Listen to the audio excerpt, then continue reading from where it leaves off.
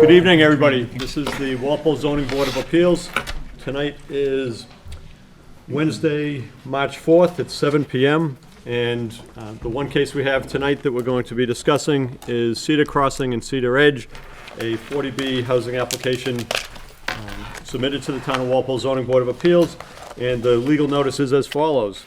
Notice is hereby given that the Board of Appeals of the Town of Walpole will hold a public hearing at the Walpole Council on Aging located at 60 South Street, Walpole, on Wednesday, March 4th at 7 p.m.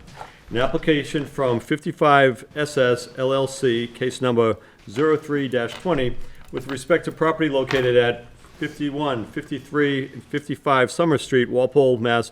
Zoning District LM. The application is for a comprehensive permit pursuant to Mass General Laws, Section 40B, Section 20 through 23, as amended to follow the construction of 240 rental units and 60 ownership units. So that was published in the Times Advocate for the past 2 weeks. And at this point, I just want to talk a little bit about how this is going to go forward. And we have a lot of people here tonight, so thank you for coming out and want to hear about what's being proposed for South Walpole. Many of you, it's in your neighborhood. With the Zoning Board of Appeals tonight, we have Associate Member Drew Delaney, Jane Coffey, Suzanne Murphy, I'm John Lee, and this is Bob Fitzgerald. Also with us, we have from Town Council, we have Amy Kressel. We also have Judy Barrett, who is a 40B consultant hired by the Town of Walpole to help guide the zoning board through this process. And we also have in the back the Administrative Secretary, Amy Messier, and also Ashley Clark, who is the Economic Development person that works for the town, and she's going to be working with the zoning board closely on this. So those are some of the players involved. We have the applicant here. Phil, are you representing the applicant? I am, but Dave is going to be doing the... Okay, not yet. So that just introduces who's who in the scheme of things. So in a 40B hearing, it's a little different than a regular zoning board of appeals process. The zoning board of appeals, under the state guidelines, sits in place of many of the town boards to cover the concerns of the town, the concerns of the neighbors, to get this housing project moving or come to conclusion. So that being said, what we usually operate under is Chapter 40A of the Mass General Laws, and that's the regular zoning. This is different. So if you are familiar with the zoning laws of 40A, where it's a certain type of vote, it might be a majority vote or a supermajority vote, that doesn't follow for 40B. The rules are different. And the rules are different because the state has said that there's an emphasis to have affordable housing in all the communities in Massachusetts. Walpole has not reached 10% of affordable units in the town, so therefore this town is encouraged, and applicants are encouraged to put affordable properties, affordable developments in the town. So it's not the regular set of rules that we deal with. The zoning board has quite a bit of experience with 40B applications, and we're fortunate that we have both Judy and Amy with us tonight, who are going to, and also Ashley and Amy. They're going to help guide us through the process as we go forward. So, that being said, what we wanted to do is introduce who's speaking first. Yes, Yeah. Do you want to speak? No, you're fine. Go ahead. What I'd like is Judy Barrett, who's the 40B consultant and has lots of experience in this area, to come forward and explain a little bit about how we're going to go forward. Thank you. So some of you may have been here when I was here a few months ago. I actually came to do an initial kind of training and discussion with the board. What I'm going to do tonight is a condensed version of that, because I think you probably are all here to hear more about the project than to hear me speak.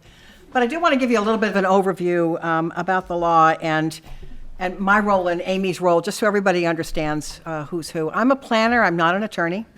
I do a lot of work with 40B as a planner, working with towns on housing plans, housing policy, zoning. Amy is the attorney in this group, and she will be handling any, legal questions from the board. My role here is really to just sort of try to be supportive to the board and maybe help with some procedural issues or some, policy vetting that needs to happen along the way.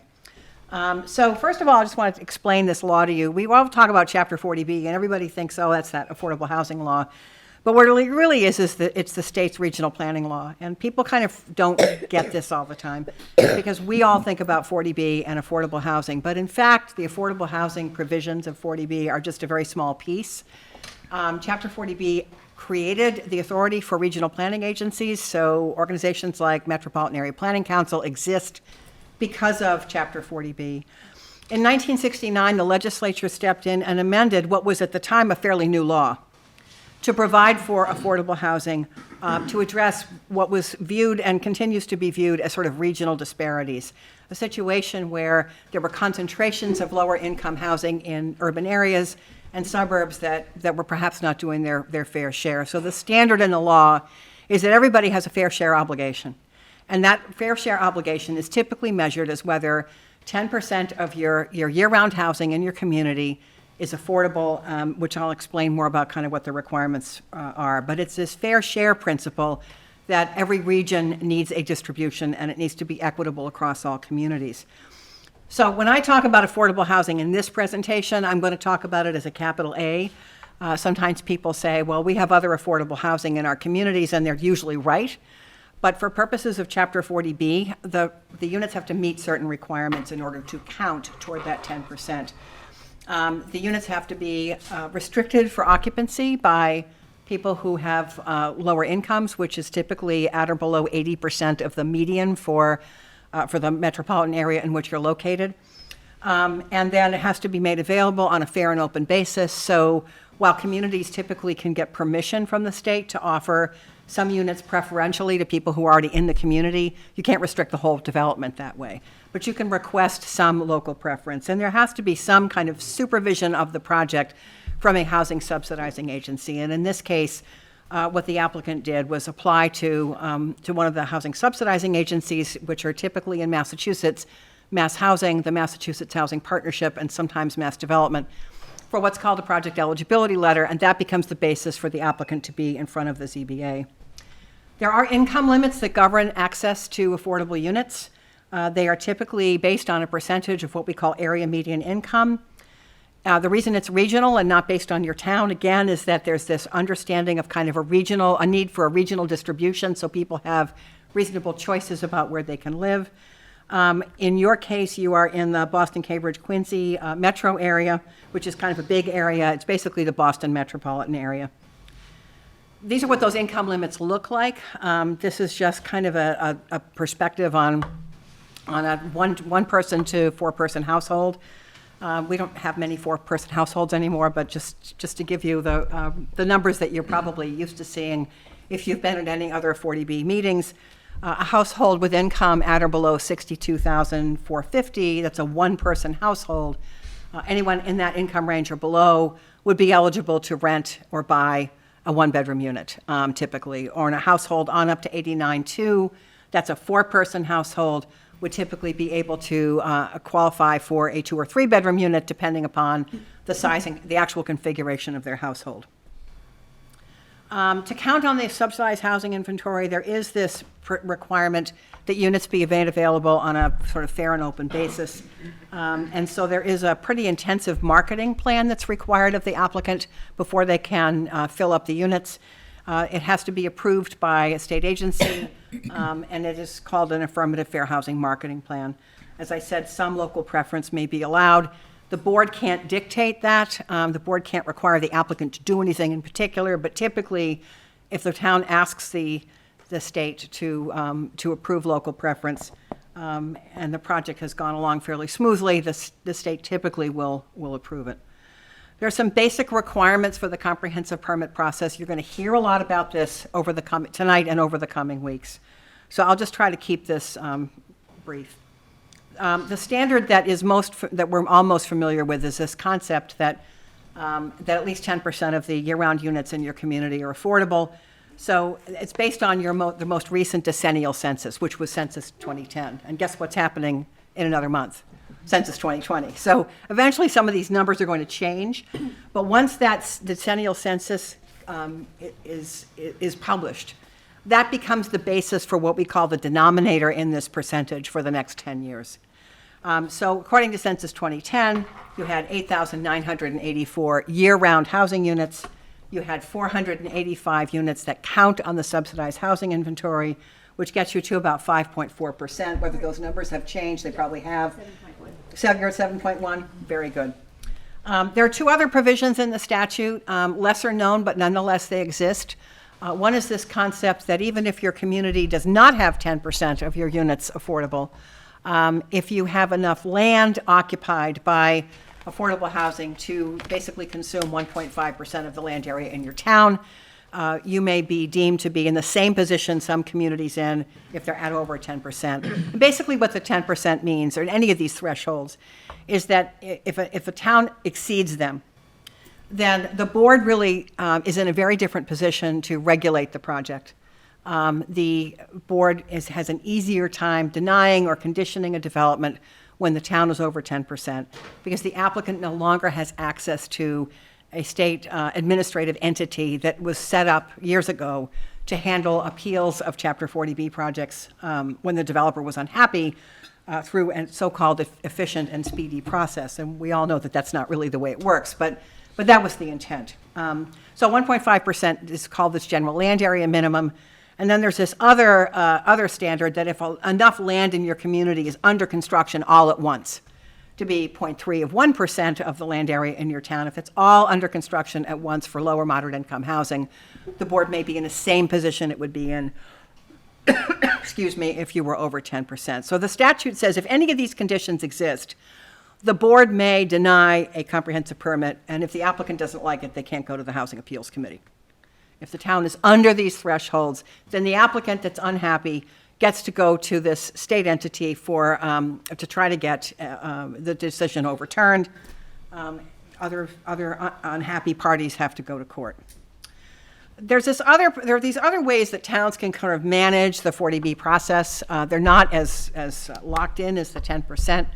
But in 2001, when the Census 2000 was first published, and a lot of towns had tremendous housing growth happening at the end of the 1990s, after the recession at the beginning of the decade, a lot of towns that had been sort of at or close to 10% fell below. And there was a war that ensued. And so DHCD, which is the Department of Housing and Community Development, inaugurated these other ways for towns to try to manage the progress toward 10% in a way that might be a little softer on the community. So the one that's most well known is this concept of having a housing production plan. So if your town has a plan for housing that meets the DHCD's requirements, and DHCD has approved it, and your Board of Appeals then approves a certain number of units that constitute what's called a minimum goal for the year, then the town gets basically a break and is basically in a position to say, well, for a year or maybe 2 years, we don't have to do a comprehensive permit, but you still have to be working toward the 10%. So housing production plan is a way, it doesn't make 40B go away. What it does is it gives the board credit for granting comprehensive permits, or gives the town credit for creating affordable units that count, in a way that doesn't mean you have to get to 10% in order for the board's decision to be exempt from appeal to the Housing Appeals Committee. There are some other kind of thresholds that were added to the regulations. These are not in the statute. These are all regulatory mechanisms, again, designed to kind of soften the blow, if you will, of having to do a lot of development all at once. Recent progress rule is simply a standard that says even if you don't have a housing production plan, if you create a certain number of units in a given year, you can have a 1-year break. There's a provision also that kind of locks in the approvable size of a project. The subsidizing agency needs to be careful not to give a project eligibility letter for a development that's got 500 units in it, because your town would not have to approve that. So there's this cap on the size of projects based on how large your year-round housing inventory is. And then this concept of related applications. And simply that means if an applicant has come to the planning board and been denied a special permit or a subdivision or something for a site, they can't just run to the Board of Appeals and say, we want to do a comprehensive permit. That provision was added to the regulations to address so-called spite projects. So these are all things that kind of give the board some buffer, but they don't make Chapter 40B go away, so to speak. They're kind of interim measures that apply as a town is working toward that 10% minimum. In order to be in front of this board at all, the applicant has to be either a public agency, like a public housing authority, or a nonprofit housing development organization, or what we call a limited dividend organization, which is essentially a for-profit developer that agrees to limit their profits from the development. They have to have some evidence of site control, meaning that the applicant has a controlling interest in the site. They may own it, they may have it under a purchase and sale agreement. And then some evidence that the subsidizing agency has approved, given like a preliminary approval of the project. Doesn't mean they're going to fund it, doesn't mean they love it. Project may still not go forward, but it meets some basic minimum requirements in order for the applicant to end up here. There are things that have to be provided to the board as part of the application. If they're not there, the board can certainly push back. You are entitled to a preliminary plan displaying the proposed development of the site. They're not the same as final plans, which really would be prepared for the building department when the applicant's ready for a building permit.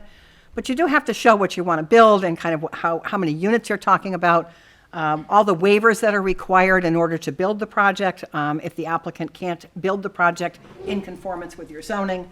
There has to be, here's what exists on the site today, a simple locus map so somebody can figure out where the property is.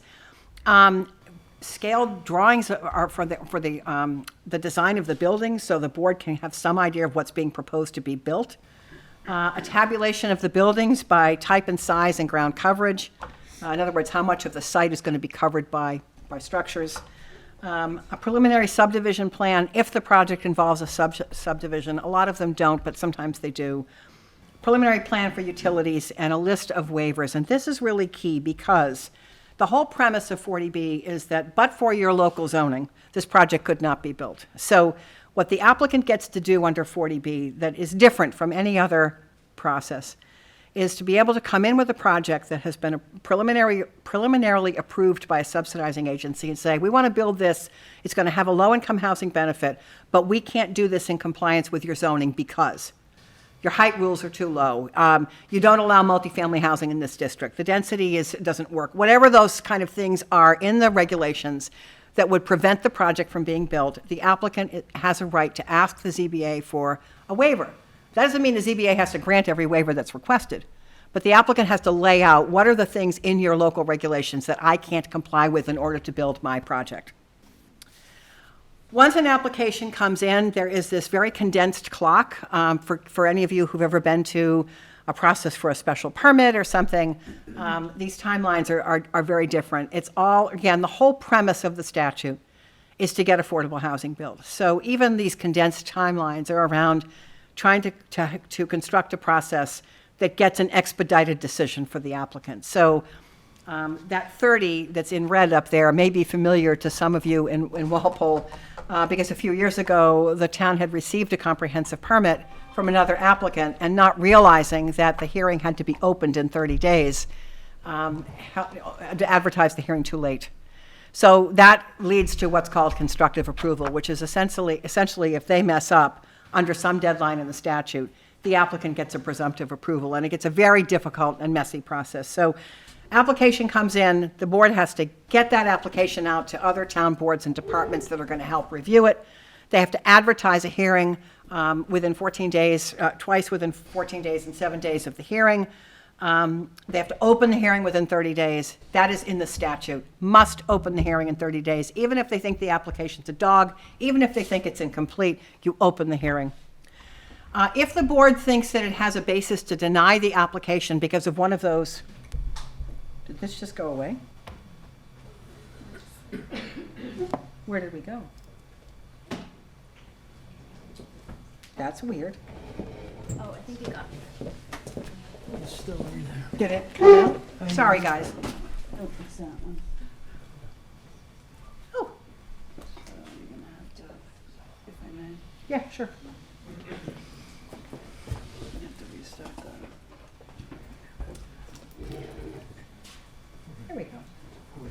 There I am. I'm where I need to be, right here. Yep, I'm just trying to get it on the screen. It's right there. Yep, it's there. Okay. If the board thinks that it has the ability to deny the application because the town meets one of those safe harbor requirements I mentioned earlier, like we actually think we are at 10%, or we've got a housing production plan and we've just met a goal and DHCD agrees. If the town thinks you're in some position to deny, the board is supposed to notify the applicant of that within 15 days of opening the hearing. The applicant, of course, can appeal. And the Department of Housing and Community Development at that point sort of steps in and reviews the board's claim. All that time that's going by, this ultimate timeline for the public hearing, which is that the hearing is supposed to close within 180 days of opening it. So in theory, 180 days from tonight. All that sort of sits. And when DHCD finally kind of issues its decision, the process starts all over again, assuming DHCD agrees with the applicant. Once in a great while, they'll agree with the board. But typically, they are sort of the final arbiter.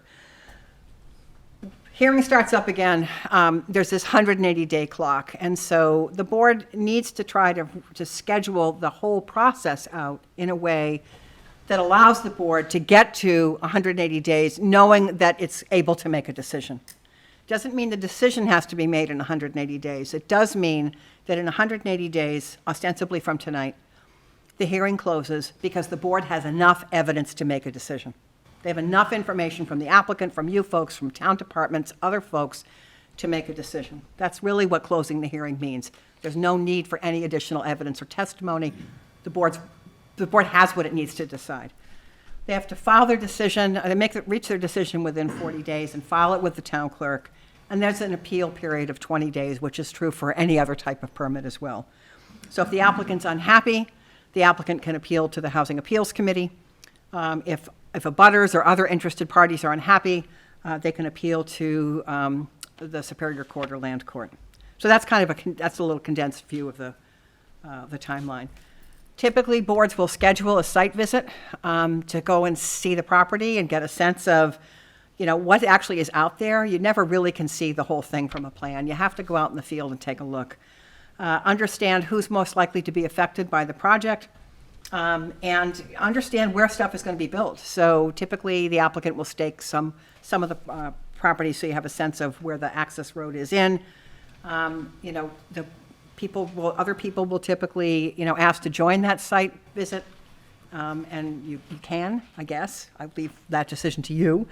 But I will say this, the board is not out there conducting a hearing. The board is out there getting information. So even if you're allowed to join the site visit, this is really for the board to get information.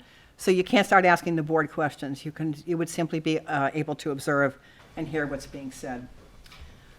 Boards always hire peer review consultants. This is just so important for the board to have expert information to work with.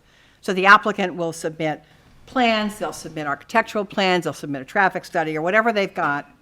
And the board needs help reviewing those things. And towns that are really big will typically have staff to do that for them. But even often in those towns, they'll bring in outside consultants to get an independent look at the project. The typical peer reviews that I'm familiar with on projects of this scale and virtually any multifamily project I've been involved in would be civil engineering, which is looking at site civil, stormwater, things of that nature, the traffic study, and then architecture. These are all things that the board is typically going to look at as part of their review process under the law.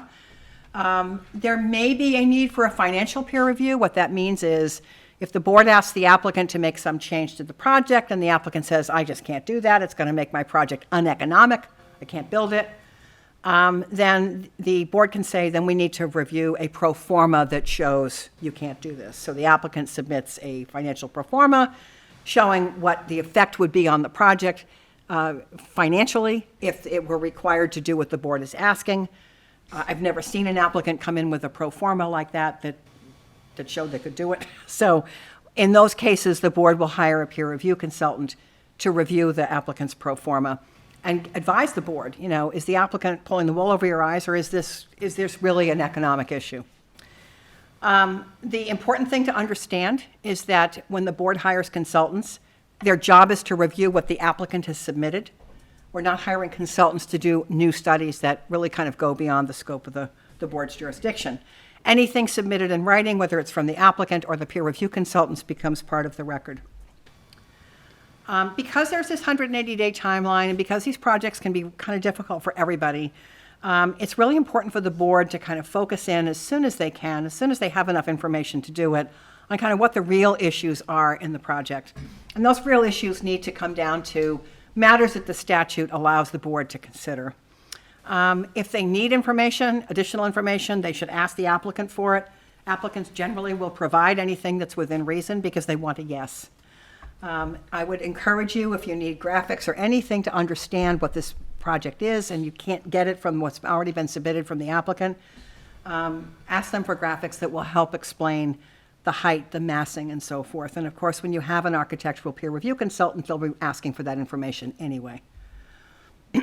Board has jurisdiction under local regulations. This is another thing that's kind of important to understand about 40B. If I come to your community to do a special permit, for example, I may have to go to the Conservation Commissions for wetlands approval. I go to the Planning Board or the ZBA for my zoning. God only knows where else I'm going to go. But if it's a 40B, all the local regulations end up here. So this is a responsibility for the board that's kind of different from what they often deal with. If, for example, you have, which you do, a local wetlands bylaw, any waivers requested under the local wetlands bylaw end up here, not with the Conservation Commission. The Conservation Commission will still permit the project under the State Wetlands Act. Anything involving State Title V, environmental issues, the Board of Health will still deal with that. But anything that's a local regulation comes here. That's why it's called a comprehensive permit. It's essentially a unified permit that brings all the local approvals together in one document. So these are the kinds of things that the board typically would see. If you have a local historic district and the project's in it, that would fall to the board. Scenic roads bylaw, things like that. And the board, of course, has the authority to grant waivers necessary for the construction of the project, waivers of those local regulations. So the board can't waive anything under the state wetlands law, but they have the authority to waive things under the local wetlands bylaw. That's why it's called a comprehensive permit. And the whole premise of the law is to see affordable housing built. So yes, the law kind of tilts in favor of the application to build. It doesn't mean the developers get everything they want. Ultimately, what the board has to do in making a decision is balance local concerns that the law allows the board to consider with the regional need for affordable housing. And this is where now we come back to that regional thing again. So the things that the board can consider are public health. These are all the local concerns that are referred to in the law. The board, it's public health, it's public safety, environmental impact, design, open space, and planning. Now, don't get too carried away with these, because if you have a plan and the site that's being proposed is not consistent with that plan, that doesn't mean the board can say, oh, well, it's not consistent with our plan, you have to go away. In Housing Appeals Committee cases that have dealt with planning, the perspective is, it's great if you got a plan, but did the plan actually address affordable housing? Did it talk about where affordable housing could go? And has it actually happened? Because to have a plan and not implement it is useless. So planning only becomes an issue in the board's favor if the town has a plan and has actually implemented it to create affordable housing. Open space is really, again, the board has to be able to say that land, protecting that land is more important than the regional need for affordable housing. And when you're under 10%, that's a very high bar to reach. So I'll never say you shouldn't consider these things. That's what I'm here for, to tell them they should. But in the end, this balancing test becomes a real challenge for a Board of Appeals. Nevertheless, those are the things the board can consider. So there are a lot of things they can't consider. They can't hire a consultant to go do a fiscal impact study. They can't hire a consultant to give them school-age children protections. That stuff is just not part of 40B. In a way, the board's jurisdiction is really almost like what it would be for any other type of project. It's the physical and operational and aesthetic aspects of the project. That's what they have jurisdiction over. They have three choices. When they get to the end of the 180 days and they've got all the information they need, they can either deny the project, they can approve it, or they can approve it with conditions. And you'll notice I have in red on this slide at the bottom, be sure that town council reviews the decision before you file it with the town clerk. I suspect town council will have a hand in drafting this decision, but when I often do these trainings in other communities, they forget to have town council involved, and that is always a problem. But these are the things that the board can do, and once it's sort of decided, well, here's the direction we're going in, a decision has to be written, because it has to be filed. And that's when having town council's involvement is very important. The thing that the board has to kind of be careful about is, unless there's one of those local concerns I mentioned earlier has this overwhelming importance in the project, the board has to make sure that the conditions they impose are not going to make that project uneconomic. They have to be consistent with local needs, the local needs I referred to earlier: public health, public safety, design, environmental impact, et cetera. The board can't simply reduce the number of units in the project because they don't like the density. So there has to be another reason to sort of scale back a project. And it might be public health, and it might be public safety, and it might be design. But the rationale has to be anchored in those considerations. Density on its own is not a factor.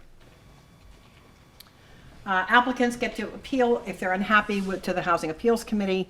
Other people who are not happy with the board's decision go, as I said, to Superior Court or Land Court. So that's kind of a real mini version of what I did here in November, but it's really just an overview of how this process works. All right? Do any board members have any questions at this point?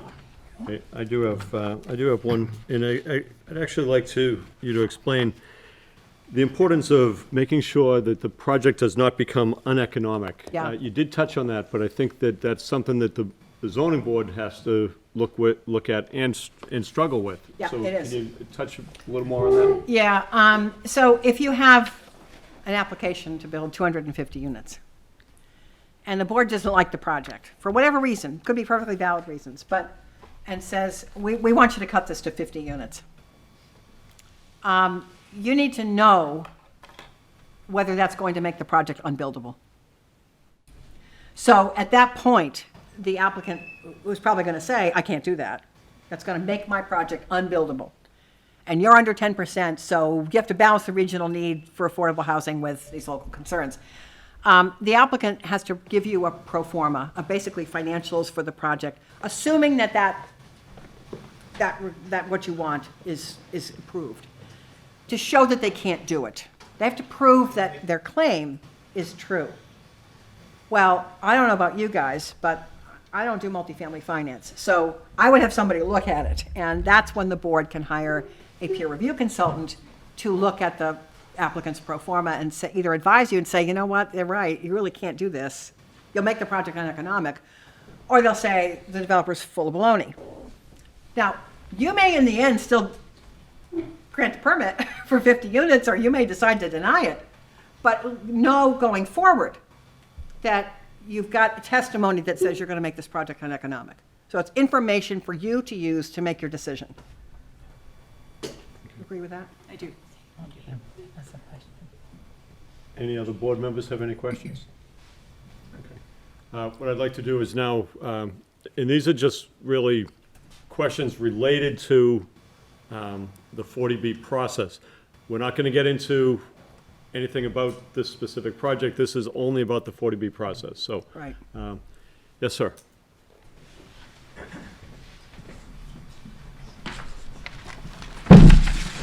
Hamilton Precinct 5. I'd like to thank the board members for volunteering their time. I know it's a thankless job, and it takes a lot of their time, so I'd like to thank them very much for doing this. This is my first opportunity to question an expert, and you're the first person that's put up the number of units in Walpole that I was able to see of over 9,000 affordable units. Well, you're 8,900 housing units. How many affordable units do you have now? Oh, we're at 7.1%. So it's 7.1%. Anyway, go I ahead. thought it said 9,000. Well, that's the year-round housing base. Oh, okay. Yeah. Now, I've asked in town to have a list of the affordable units in the town of Walpole, and no one can produce that. They said only the state has that. Is there a way to get that list from the state? Yeah. I have it. You have it now? Shoot me an Super. You can put it online. It should be also online, but I can print you a copy or email it to you. Okay. Then, and the reason why I asked, a few years back, I saw a letter from Gatehouse, which was a 40B, and the law had changed somehow, and they were requesting the selectmen to allow them to, the support of the selectmen to allow them to raise their affordable units to market value after 15 years. What is the status of that? I don't know the status of that request. Is it still 15 years? I don't know that deed restriction. I mean, typically now, for new construction, it's a minimum of 30 years. Typically with rental, what we see is in perpetuity or the maximum period allowed by law. My understanding is in perpetuity is only under the approval of the Secretary of Environmental Affairs. And a deed restriction after 20 years can be challenged. That's section 26 of 184, right? Correct. If it's a, Want to if address it's this? a, if it's voluntarily entered into and put on the deed, and you, Ms. Barrett is correct, it's usually 30 years or in perpetuity or as long as the law will allow. So, but it can be challenged after 20 years? That's what I've been told by good attorneys. That's not my opinion. Oh, okay. Thank you very much for coming, and I'll have more questions later, but probably not for you. Thank you. Thank you. I don't think you want to Judy? take time with me. Yeah. That's good, Thank you. thank you. Thank you. Did you want to? No, I'm all set.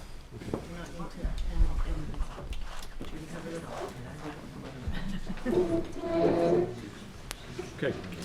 So, at this point, what we'd like to do is have the applicant present an overview of what they're proposing for the project, and explain, this is your chance to explain to the zoning board and the public what you're proposing for this site on Summer Street in South Walpole.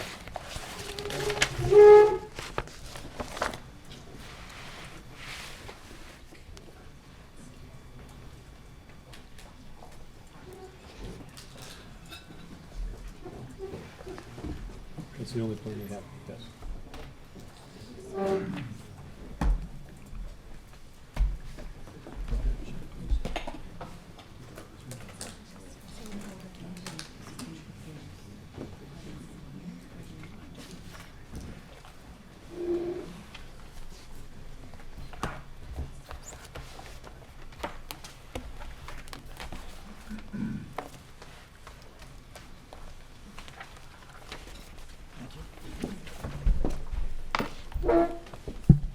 Thank you.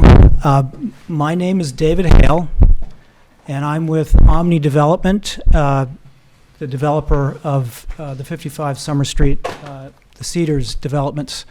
I'd like to thank the board and for the public for coming out tonight. And with that,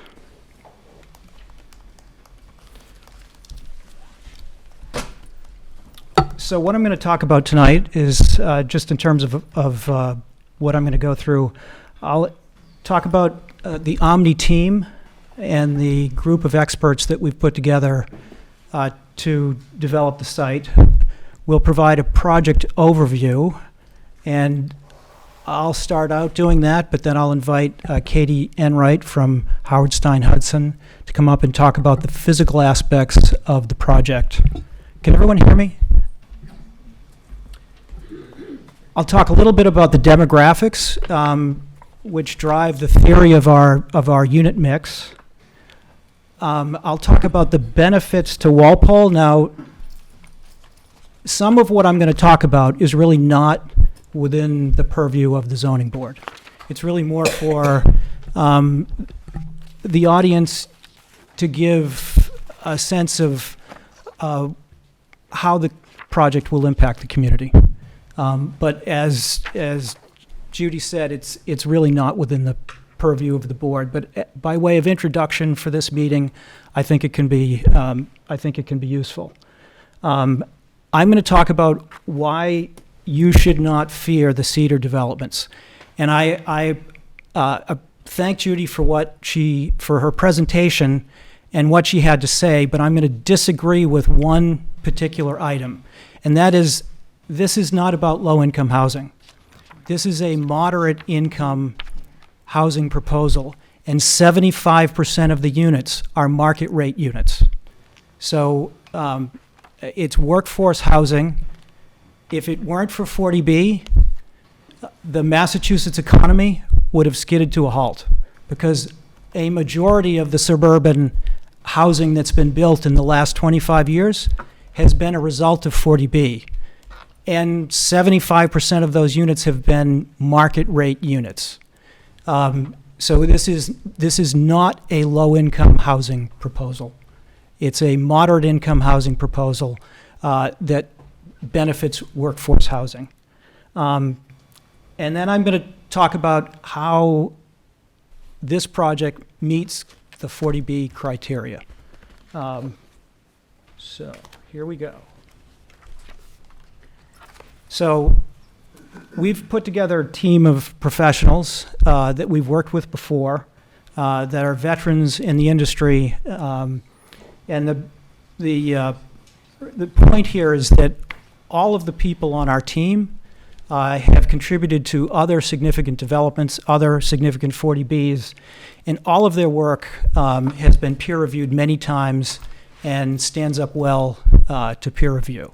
And so we're very pleased to have this group, and we're very confident that the work that they have done in shaping this proposal will stand the test of time.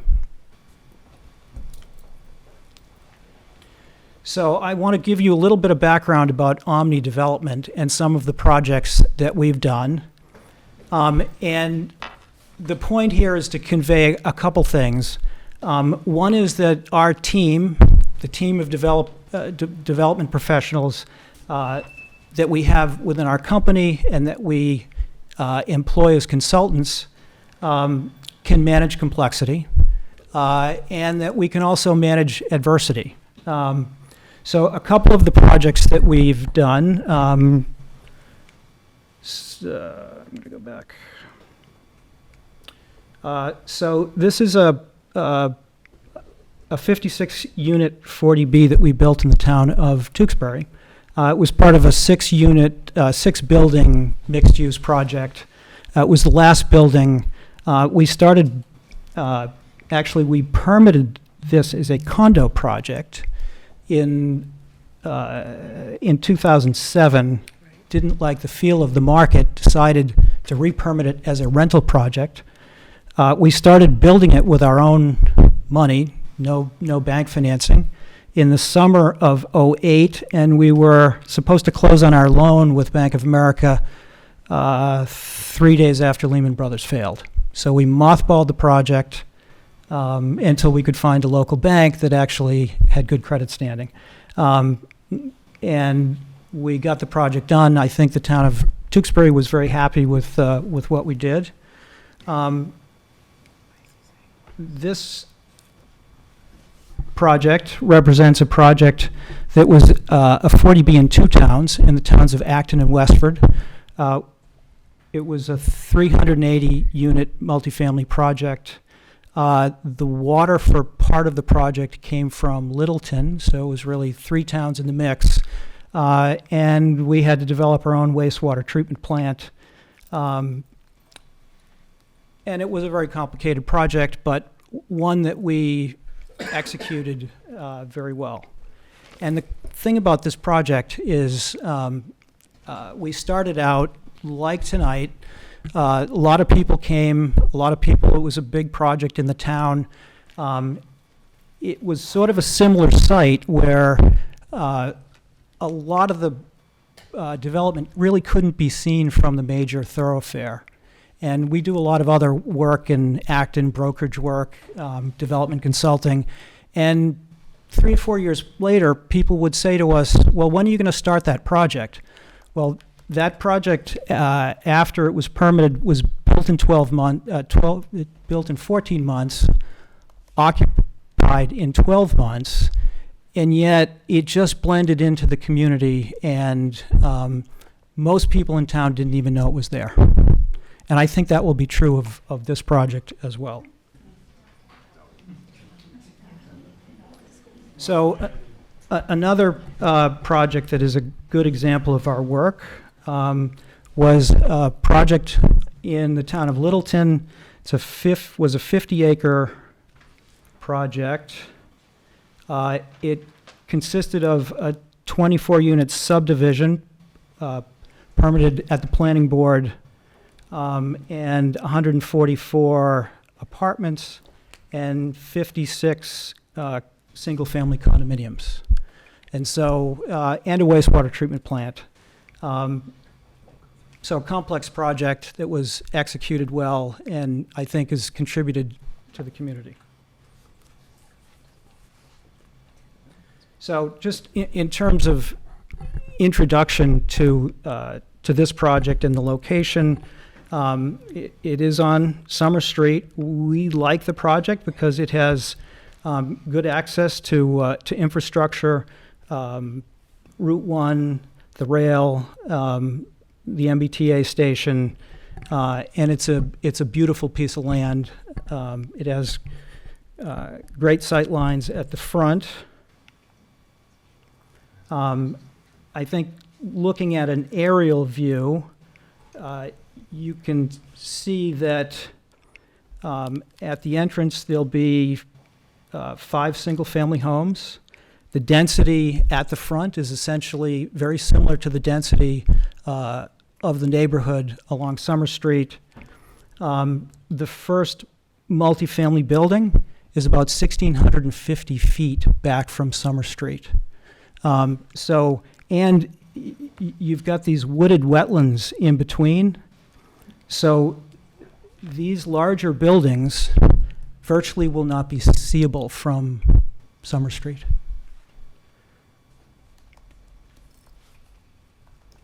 So with that, I'm going to turn it over to Katie Enright to talk about the physical aspects of the project.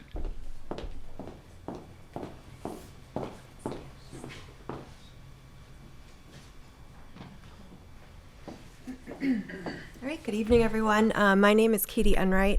I'm a professional civil engineer with Howard Stein Hudson, and my office is in Chelmsford, Massachusetts. I'm here tonight to talk a little bit about the site. We've gone into great detail on our plans. I'm just going to show you the overview tonight. I believe the plan set is up over 40 sheets at this point, so certainly there's a lot more detail to be seen when you dive into the plans. The property is approximately 55 acres. We're basically breaking it up into 2 different parcels. Let me see if I can get this. I'm pressing the wrong button. There we go. Basically broken up into 2 parcels. The upper half, or the eastern half, is the rental project, where the western half on the bottom here is the for sale project. But the project is being accessed off of one driveway that we have right up here at the Summer Street frontage. As David mentioned, when you come into the project site, the project is being designed with a boulevard entry. So we'll have a 16-foot lane separated by 8 feet of landscaping, very low, easy to maintain landscaping, and then another 16-foot lane. And that boulevard extends all the way past the first wetland crossing. So we have a boulevard essentially all the way to this point where the project breaks off into a loop, and you can go either left or right. In that first section of the project, we have those 5 single-family homes, and then we have 12 townhomes on this little spur off to the side here. And then as you come into the project site, if you were to go straight, we have 2 rows of multifamily, 2 rows of single-family housing here on this road here, and over the second wetland crossing here along this property line. The remainder of the project is townhomes, which are all located here, and there's 48 townhomes in total. And then the apartment buildings, as David stated, are all the way at the rear of the subject site, and there's 192 apartments in that location. As I stated, the boulevard extends past the first wetland crossing. We've minimized it at the wetland crossing just to minimize any environmental impacts we have at that location. The site distance at Summer Street, as David mentioned, is good. We have about 400 feet to the east going towards Neponset and 500 feet to the west going towards Shufelt. We worked a lot with, in elevating this concept level, we met with the fire department. We also met with the bus department, essentially the bus company that buses your children to the schools, to find out if the roads that we were designing were going to be adequate for them and easy to access. So some of the things that we have included in this site, as you can see from this design, up by the first set of single-family homes, We have this loop road here with a break in the boulevard, which will allow a fire truck to turn within that area and get back out to Summer Street. We've provided a T turnaround here at this first little offshoot of townhomes. And then the rest of the site is really laid out so a fire truck can move in a forward motion at all times, except for this tiny little spurt, these 8 units here, which is less than 150 feet, a fire truck can easily pull in and then back out and turn around. So all of these, the geometry of this circular area here, as we come through the roads and connect in, and the geometry of both of those cul-de-sacs are adequate to handle your largest fire apparatus. As you can see, the pavement in the cul-de-sacs has also been left open, and that was due to the request of the fire department also for ease of access. When we talk about parking a little bit too, the fire department also had some requests for parking. So there's small areas of parking scattered throughout the single-family house development to allow visitors to park not on the road, outside the road and outside the cul-de-sac location. So most of the road is accessed most of the development is accessed by this loop here, with 21 single-family houses across the second crossing here. So about 93% of the project is located on that loop. The bus will not, according to the bus company, they will not turn around at these cul-de-sacs, so the bus would potentially come up around here and leave the loop here. So the longest a student would need to walk, the furthest house away is about 900 feet from this house all the way at the back, which would be the longest possible walking location. Parking for the development has been designed for the single-family houses. We have 2 spaces in each of the garage units, and we have 2 spaces in each of the driveways, so pretty significant parking for the single families. And then we have another areas of visitor spaces placed around the development. So we have about a 4-to-1 ratio on the single-family houses, which is significant, but that's pretty much taking care of the 2-car garage and having a bit of a driveway outside the garage. The townhomes each have 1 garage bay in them, and so the 48 townhomes have 48 garage spaces and then also driveway spaces, and then there's an additional 16 surface spaces. So we have about 2 spaces per townhome, or we do have 2 spaces per townhome on this development plan. The apartments, there's 4 buildings of apartments. 2 of the buildings 2 and buildings 4, will each have parking garages under, so they'll be parking under the building and surface parking. Each of those garages has 36 spaces in them, and we have another 229 surface spaces, 12 freestanding garage spaces, which you can see there's some small structures located here and here, which would allow somebody who were to rent an apartment to also rent their own private garage space exterior of the building. And there's 16 additional spaces at the clubhouse, which we've located right here at the entry to the apartment portion of the project. We've proposed 2 mailbox locations, one right at the beginning of the project here, and then another one here as you go into the single-family development. And that pretty much covers just the general scheme or the layout of the project. We've also connected, as you can see here, these are existing trails that exist throughout the open space, and we've provided little connectors into the development. So all of this trail system here back by Cedar Swamp Brook exists today, and we had it GPS located, so we were able to keep those walkways in that open space as we move forward.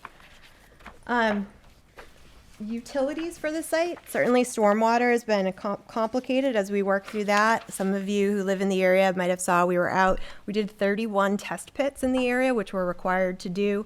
In any of the areas, we're looking to do stormwater management to show where the seasonal high water table is and what the underlying soils are, so we can prove essentially that we're not flooding anybody out by providing this amount of impervious on the lot. So there's been significant soil testing out there.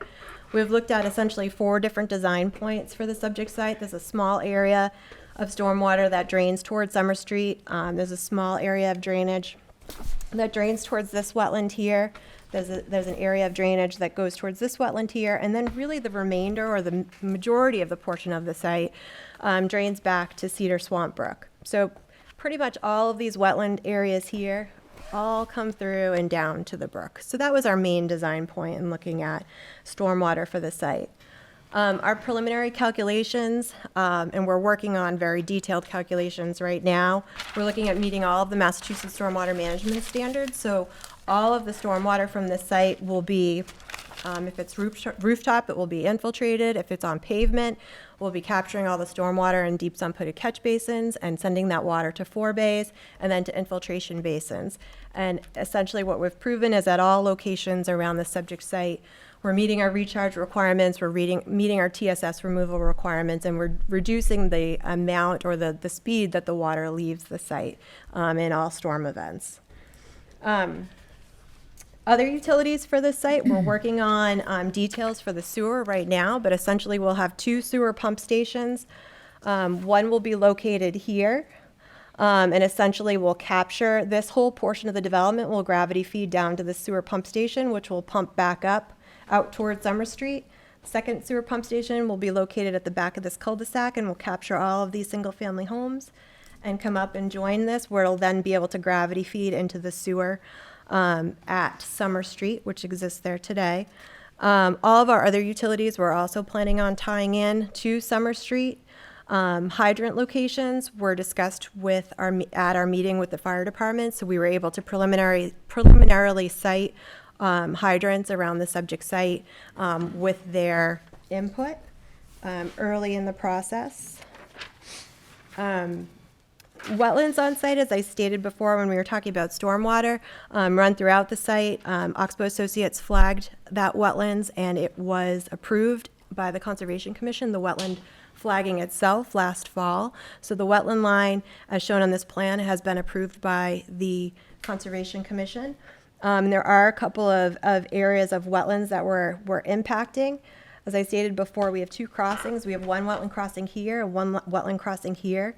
We've done them at the smallest possible locations, and we've kept them below 5,000 square feet so that they could be within approval or the jurisdiction of the local Conservation Commission and DEP. We're minimizing those by providing also, we're looking at the Massachusetts stream crossing standards, so we're looking at sizing those to allow for animal passage and certainly water passage. And those designs will be reviewed also by your Conservation Commission and DEP. At this point, we're looking at 2 3-sided box culverts to keep essentially the area natural underneath both of those crossings, and those will be reviewed in the near future. A lot of this project is taking place within the 100-foot buffer zone of a bordering vegetated wetland. Again, we will have an extensive process through the Conservation Commission, but we've done everything in our power to try to stay away from the 25-foot local bylaw, which is the 25-foot no disturb. So we've tried very diligently to try to stay within that provision, even though technically under 40B it could be waived by the zoning board. We're trying to stay outside of that 25 and everywhere possible. There is one point of the project where we actually have an impervious surface in it, and that's here, and that's to provide our emergency access as we come through the project, connecting those 2 projects together. And in that location, what we've done is we've minimized the impact as much as possible by providing a 20-foot lane there instead of a 24-foot lane, which the fire department will accept in that area for 2-way traffic as we get by that wetland. We also have riverfront that we're dealing with on this site, and floodplain. We're completely staying out of the floodplain associated with Cedar Swamp Brook, but we are within the 100 to 200-foot riparian zone, but we've stayed out of it with all of our impervious surfaces. Essentially, what we're looking to do is drainage only. So we only have our detention ponds, which are located in this area here and this area here. Those are the only items on this plan that are located within that 100 to 200-foot riparian zone. So we've kept all of our pavement, all of our buildings. We've basically limited it to grading and our infiltration ponds at the back there. There is also one vernal pool located here that's been certified, so we're staying 100 feet away from that vernal pool with any construction whatsoever. And there are 2 potential vernal pools in these 2 wetlands here, which we will be discussing as we move forward with the Conservation Commission. As far as the 2 crossings, one of the things I didn't hit on was we are going to be providing replication for both of those areas. So areas that we're filling within the wetlands or proposing to fill within the wetlands, we'll be providing replication at a 1.5 to 1 ratio, which will be planted and also discussed with the Conservation Commission. And we're looking forward to submitting that application to the local Concom next week. So we're looking to get that process started. Certainly, as was stated by both Judy and David, we have submitted some pretty detailed preliminary plans, but we are working on essentially site plan quality engineering plans, which will be what will be submitted to the Conservation Commission and also this board, essentially elaborating on this even more to the point of providing inverts on structures, pump station designs and the like, actual plantings being proposed around the site, all of our stormwater calculations. So much more detailed calculations are being developed right now, which will be ready next week for submission. And we look forward to working with the peer review engineer and certainly this board and the town departments and making sure all of your concerns are answered. So with that, David's Okay, coming back. actually, let's just see if there's any Sure. board members that have any questions on the overview and site engineering. Suzanne? Is this what we received accurate? Yes. This is what we're working off of? That's what you're working off. You're going to get a new one next week, though, of just the stormwater management section. But which will- everything on here, nothing's going to change? The rendering is not going to change. Nope. We basically essentially put it, those plans are going to double in size, and that book is probably going to triple in size before the next meeting. Okay, so the plan that we're working off of is dated January 10th, 2020. Is that the plan that you just presented, This To is us. this is the most recent plan of the layout, yes. which is dated what? Actually, I can look right on the screen probably. This was a presentation plan specifically for tonight, so this is dated March 4th, because we just completed this one today for the view shed. Okay, so I just want to be clear that what was submitted to us and we've been working off of, other town boards have been working off of, is not exactly what you presented there. It's not exactly this plan, no. Okay.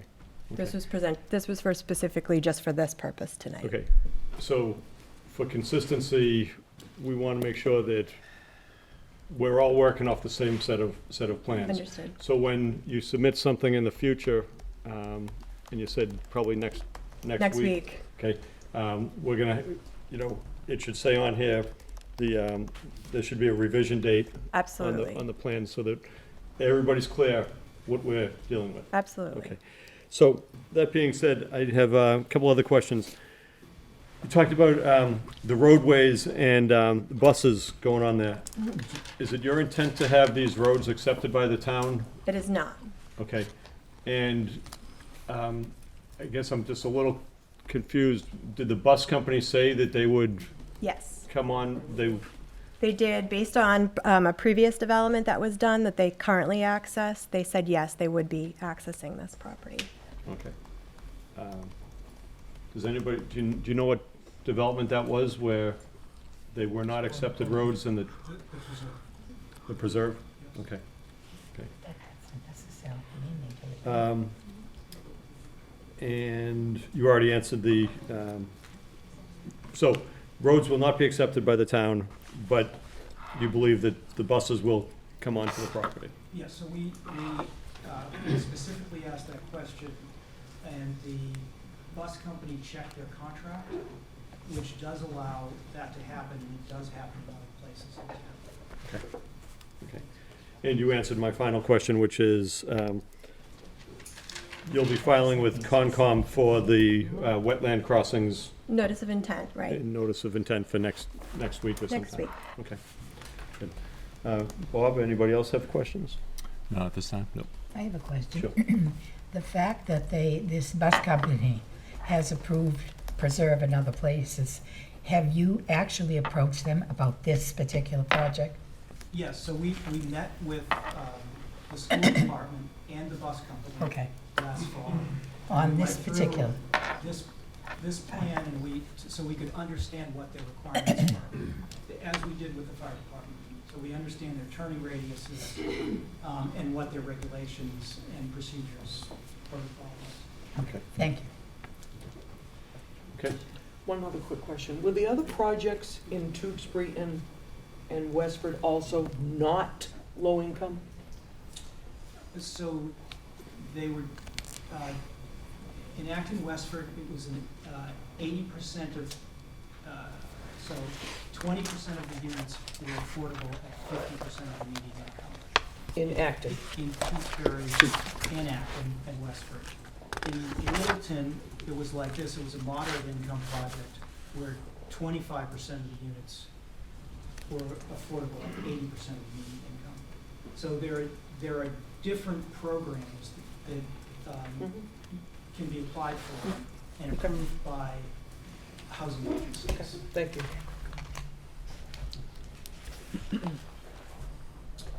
Fence. Oh, right. I missed the fence. So also, as some of our discussions and some of the things we have heard, certainly in public hearings regarding this project and from the town, was concern for safety along the railroad, certainly, which is located at the entire top of this property on the eastern side. So these red areas here that we've shown on this plan, let's see if I can get this to cooperate. These red areas here, wherever there's not essentially good tree cover left between the railroad or a significant space of existing woodland between the railroad and the property, we've provided a fence in each of these red areas here. And that would be is it a 6-foot stockade fence, correct? We determined it to be a 6-foot white vinyl stockade fence. Yes. So that's something that's evolved into the project also. And that'll show up on the The new next- set of plans for set next of week, plans. yes. Okay.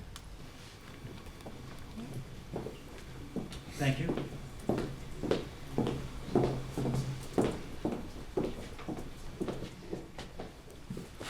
Yeah, so the primary difference between this plan and what you had was the fence.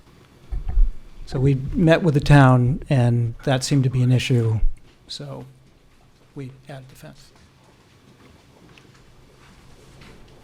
So I just want to review quickly some of the details about the actual unit. So on the ownership side of the project, there'll be 60 single-family homes. 15 of those will be affordable at 80% of the median income. That'll translate, they're 3-bedroom homes, and that'll translate into a purchase price of $257,000. So we're guessing that the market units will go for $625,000. The market will determine what the value of those homes is at the time that they're marketed. The homes will be 2 and 3 stories. They'll have garages, all 3-bedroom units. They'll have have high-end finishes. They'll be 21 to 2,400 square feet. We've designed the site plan so that all of the homes can accommodate a first-floor master. And as I will talk about later, we feel that maybe half the demand for the single-family homes will be people that are empty nesters. When we actually build these, we'll probably build some that are more traditional and have smaller footprints. But we wanted to make sure we could accommodate what we feel is the strongest demand in the market today. On the rental side, there'll be 4 garden-style buildings that are 48 units and that are 4 stories tall. All of the garden units will have elevator service. 5% of the units will be handicap accessible, and 100% will be handicap adaptable. The affordable rents,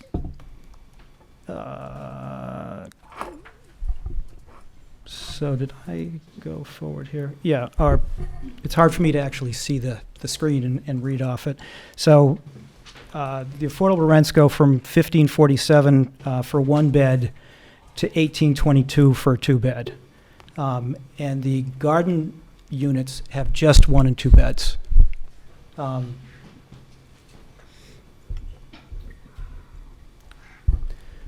rental townhomes will be 24 2-bed and 24 3-bed townhomes.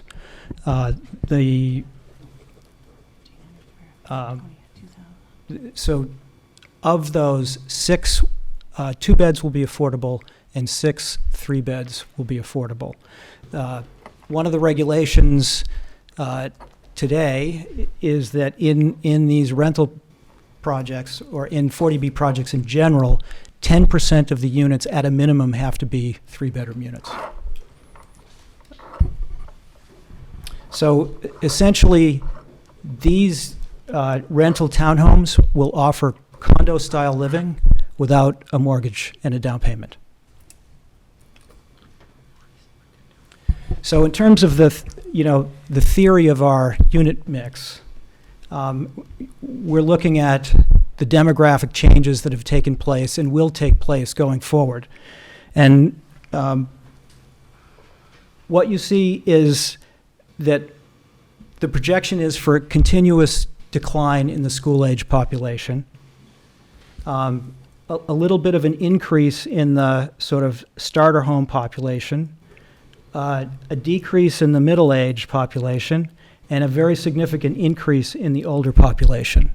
So when we're thinking about our unit mix, we want a unit mix that can accommodate the demographics as they are today and the demographics going forward.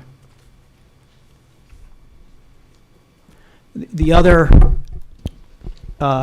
side of sort of the demographic demand is that after the housing home ownership peaked before the housing crash, or since that time, essentially 5 million, there's 5 million additional renters in the country.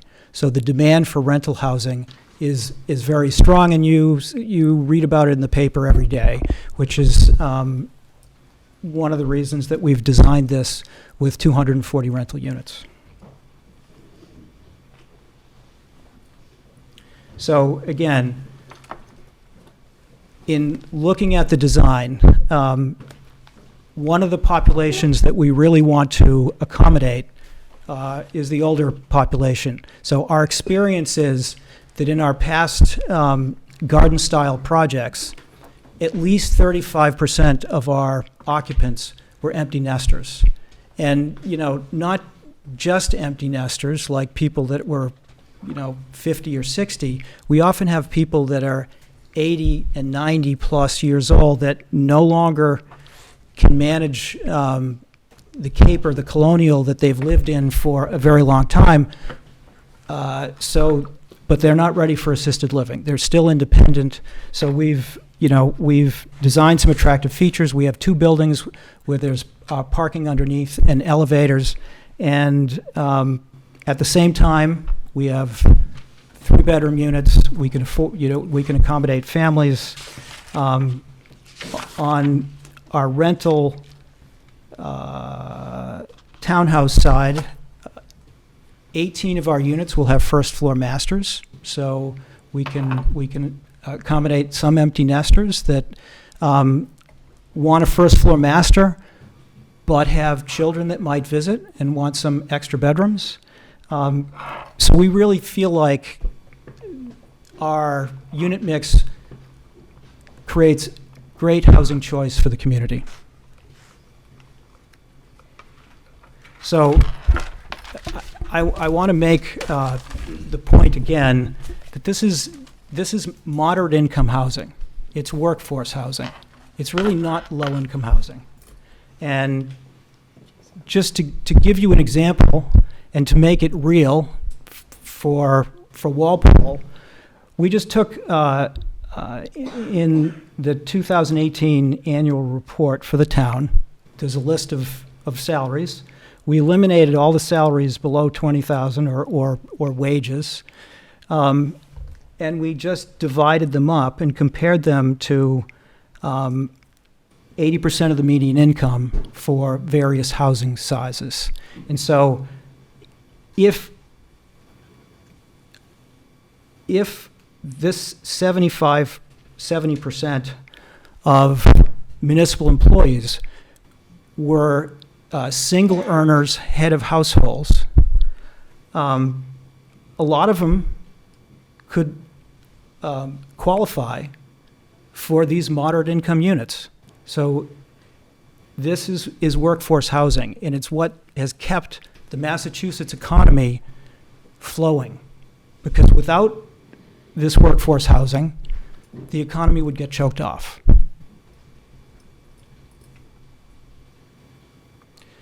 So just looking at the market units and what people will earn for the market units. So if you just take our projected market rents plus utilities, you get total expected rent for a 1-bedroom, 2-bedroom, 3-bedroom townhouse, 2-bedroom townhouse, 3-bedroom townhouse. And if you assume that these tenants are going to spend 30% of their income on rent and utilities, what you find is that the market renters here will have very strong incomes.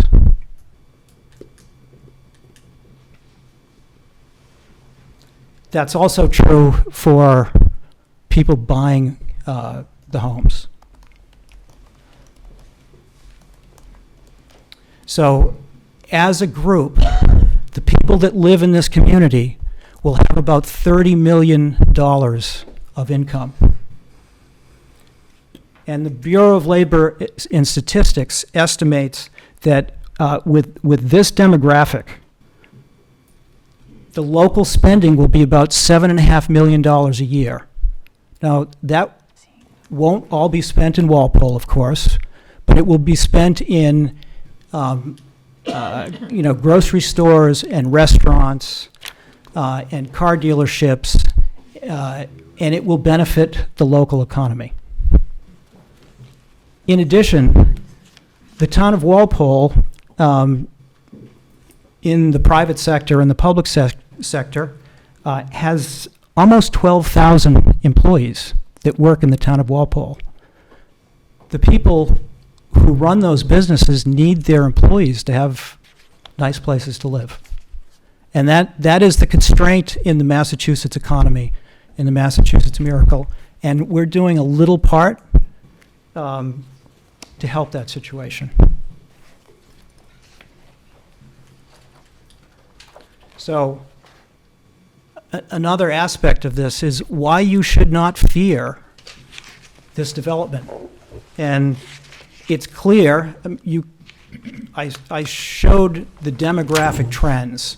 So the school-age population across the state is in decline. In Walpole, the overall school population has declined by about 7% since 2013. And in the Boyden School in particular, the population is down by about 26%. So there's lots of capacity. The enrollment at the Boyden School peaked at about 475, and is currently about 348. So we're projecting, based on good studies, and really also based on a comparison of a similar project here in town, which is the Preserve, that will generate about 86 students.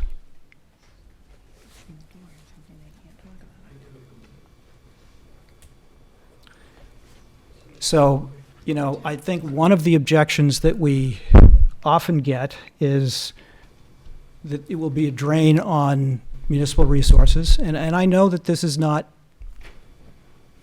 what the board is supposed to consider. Yeah. You're right. In fact, I want to just ask town council quickly.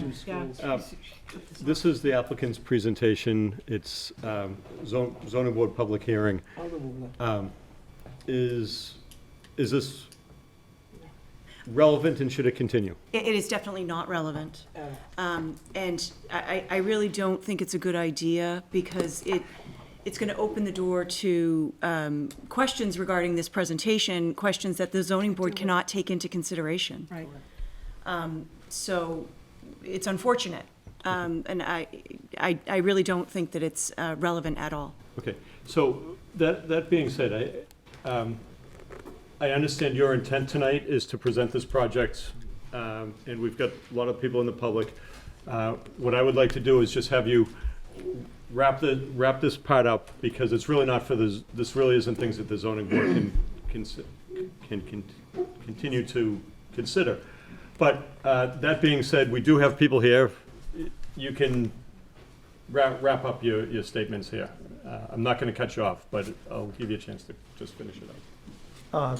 Well, okay. So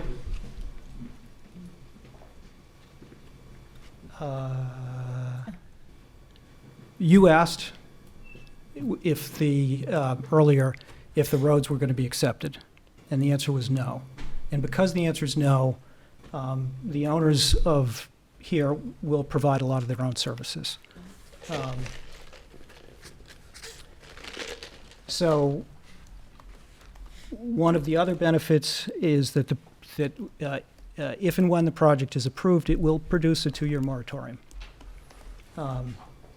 which I think will allow the town some time to plan its future.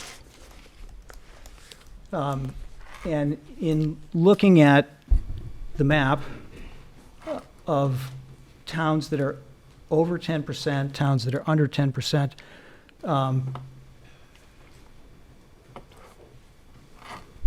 we think the moratorium does add value and is a benefit to Walpole. In terms of how the project does in terms of typical 40B criteria, we think that the street view is in keeping with the surrounding neighborhood, and we've worked hard to make that happen.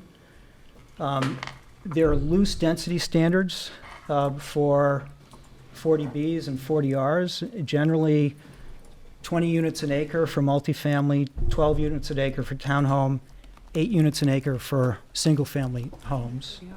And we're significantly less dense than that. I think our traffic study shows that the traffic meets all the standards, with the safety standards and standards for levels of service with the existing infrastructure. We believe we may meet the standards for access and safety, as well as any environmental standards. And I'm going to talk about some of these in more specificity. So just in terms of the architectural design and how it fits into the neighborhood, so there's 4 units on these homes, 4 homes on these 3 lots, which total about 0.85 acres. So at the entrance, we have 5 homes, and there's not a lot there, but just on that side of the road, it occupies about 1.5 acres. So the density at the entrance is roughly equivalent to what you see in the neighborhood.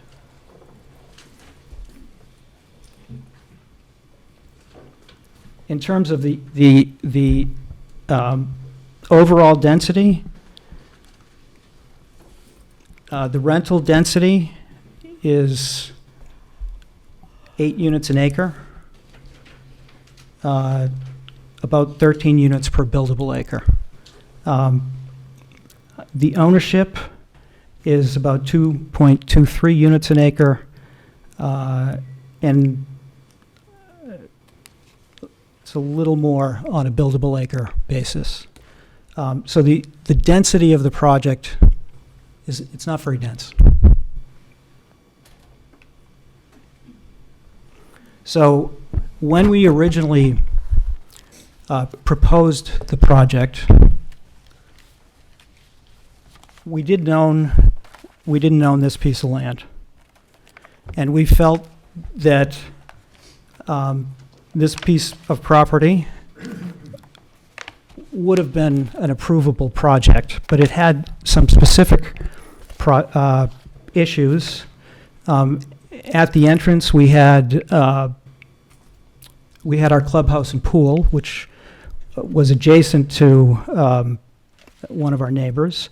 And we had our first tall building, about 650 feet back from the road, and it would have been visible from Summer Street. So we were able to purchase this piece of land, which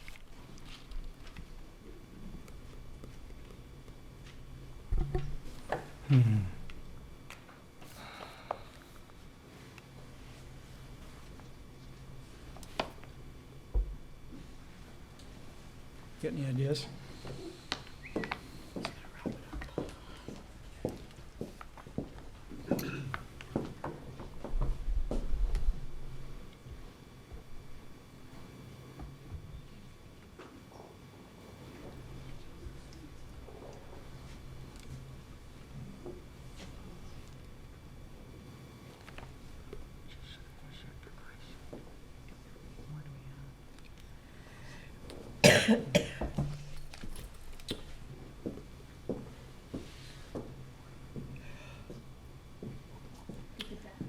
So, by purchasing this piece of land and adding it to the project, we're able to move this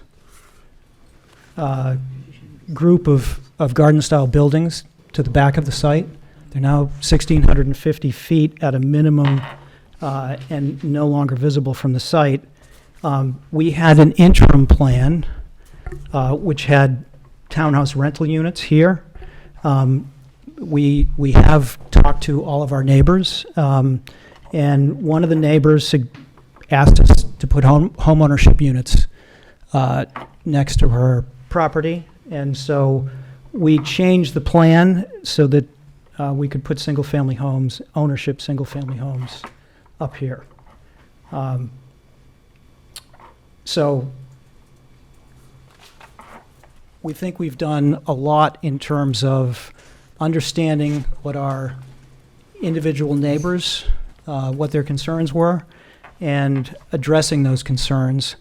And we think we've done a lot in terms of designing a project that doesn't really disturb the natural flow of and sense of the neighborhood by keeping a lot of the units beyond the visibility of Summer Street.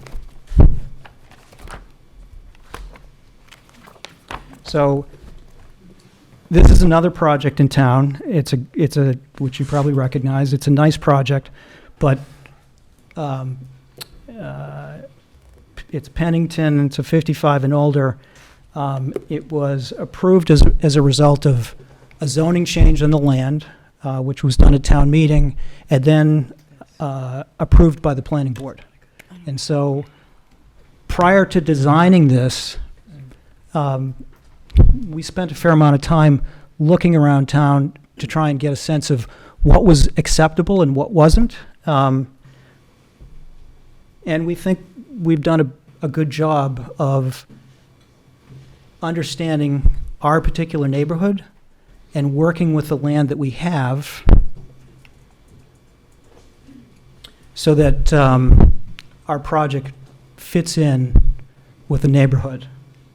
So one of the things that we've heard in the public discussion are concerns about the environmental status of the site, because the property east of our property was a contaminated site owned by Baker Hughes, and we bought this piece of land from Baker Hughes.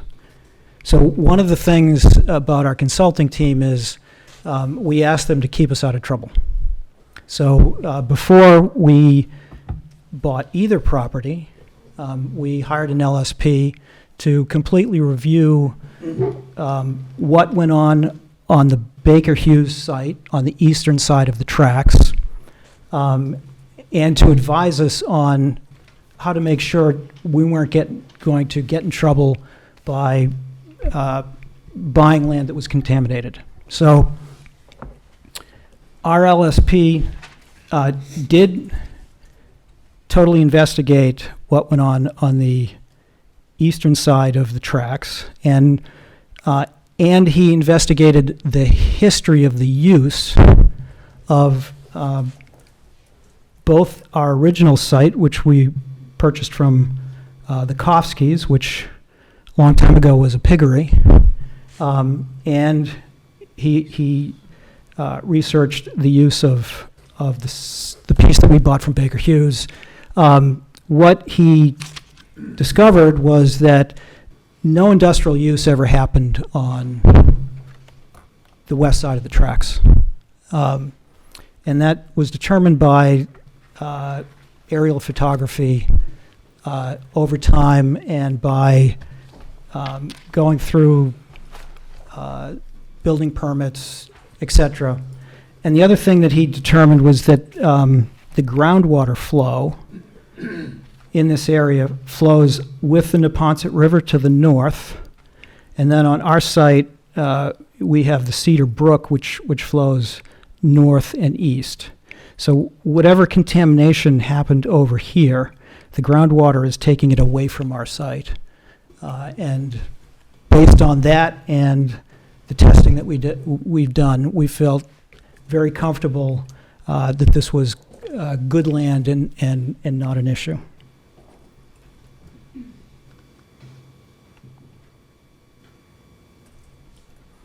So the last thing I want to talk about, which will be subject to another hearing, is traffic.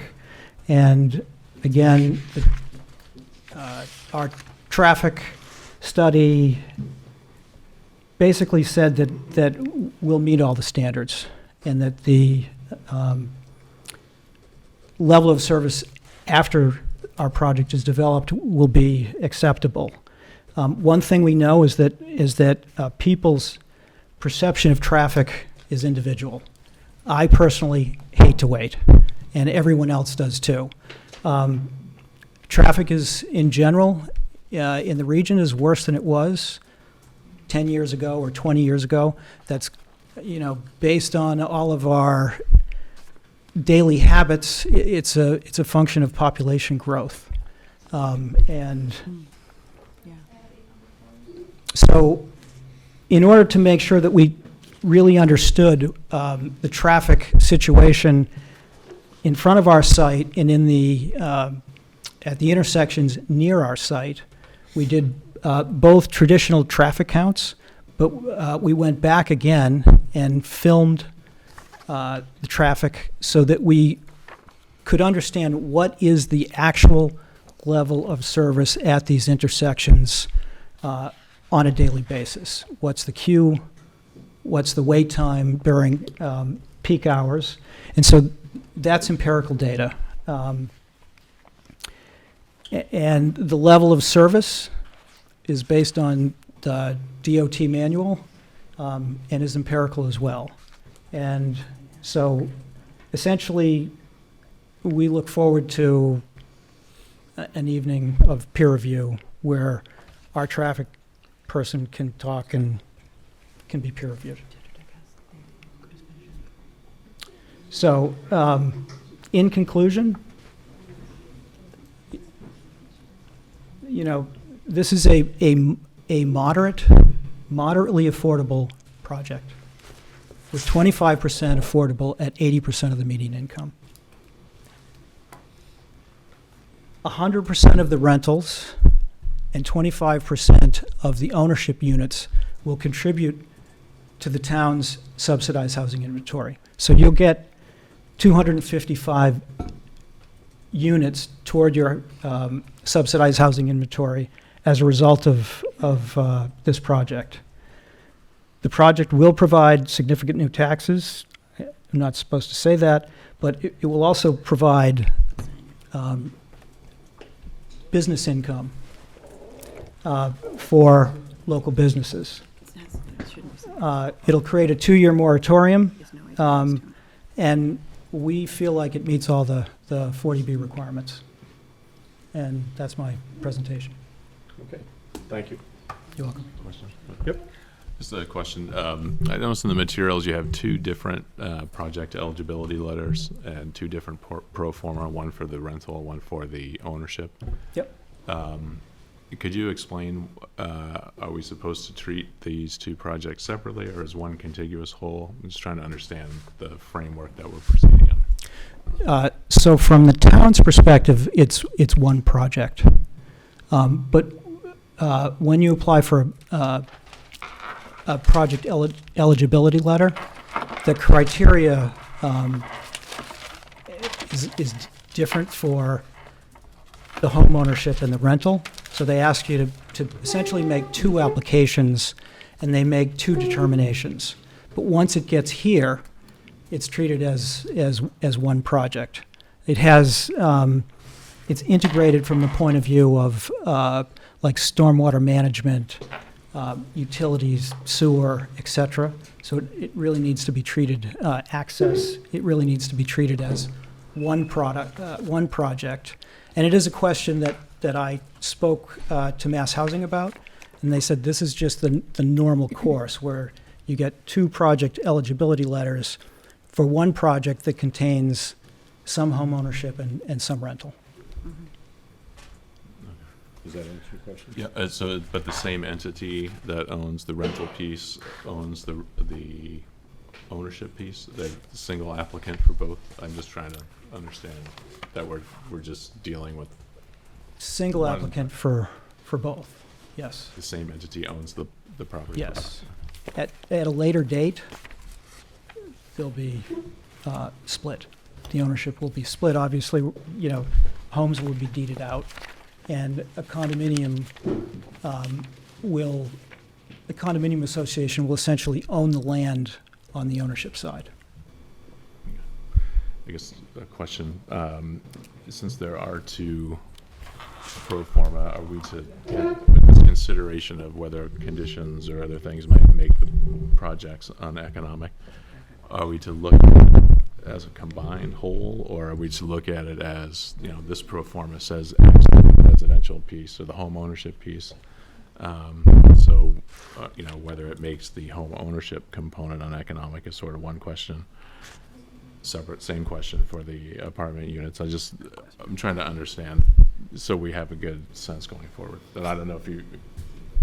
So it's my understanding, if I may, Mr. Chairman, it's my understanding that the need for two project eligibility letters is because there's a different review for affordable, for market rate and affordables. That's all the same, but there's a different financial review for rental versus market or for sale. So that's the reason for two project eligibility letters. Now, your question regarding pro forma is an excellent question. I don't know if if there's going to be two separate pro formas, and if that's the case, then it appears we might end up with a decision that morphs into two. It's one decision, but we would have two separate parts to that decision. So that way, conditions that affect only the rental portion, for example, will be in one portion of the decision. And yes, if there's a condition that would be claimed to be uneconomic, then that would apply to that pro forma. That is how it's been done. So that is how we did it in Littleton, where we had one 40B process, but we had 56 single-family condos and 144 apartments. So there was sections of the decision. Any other board members have any questions? I have a question. You mentioned an LSP that reviewed the uses of the property.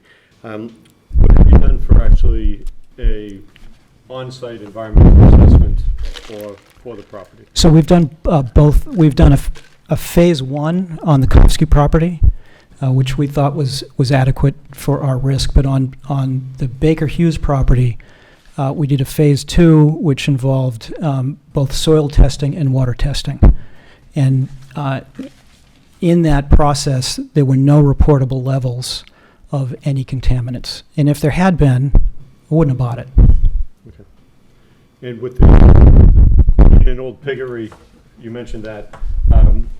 Did you do water and soil testing at that one, or was that just That was just a phase one. So phase one? So, yes, we did have archaeologists go out there who did somewhere around 70 test pits on each side. And, they just found evidence of prior agricultural use on both sides.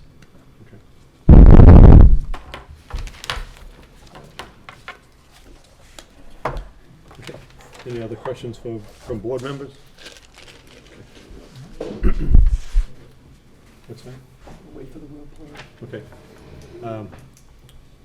Yeah, I'm going to open it up to some public comments or questions. We're going to keep them short, so yes. I'll get to that.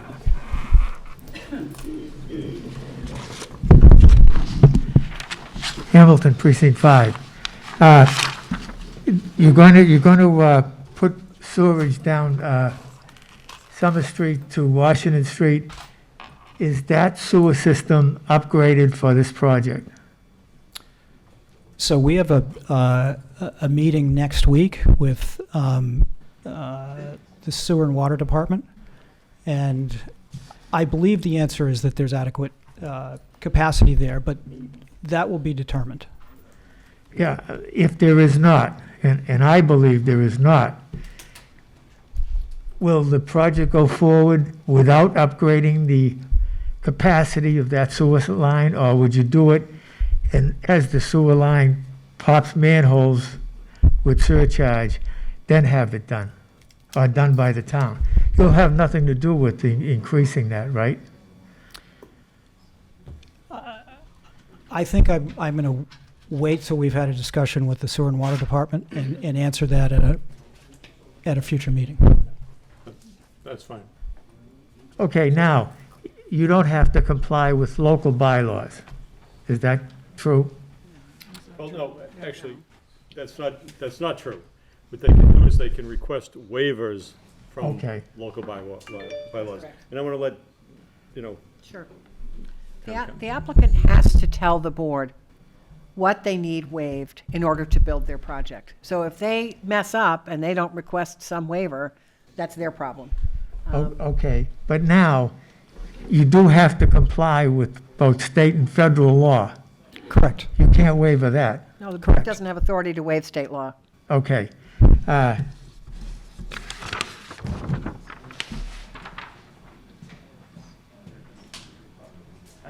can't get this up on the screen. I was hoping for the Board of Selectmen.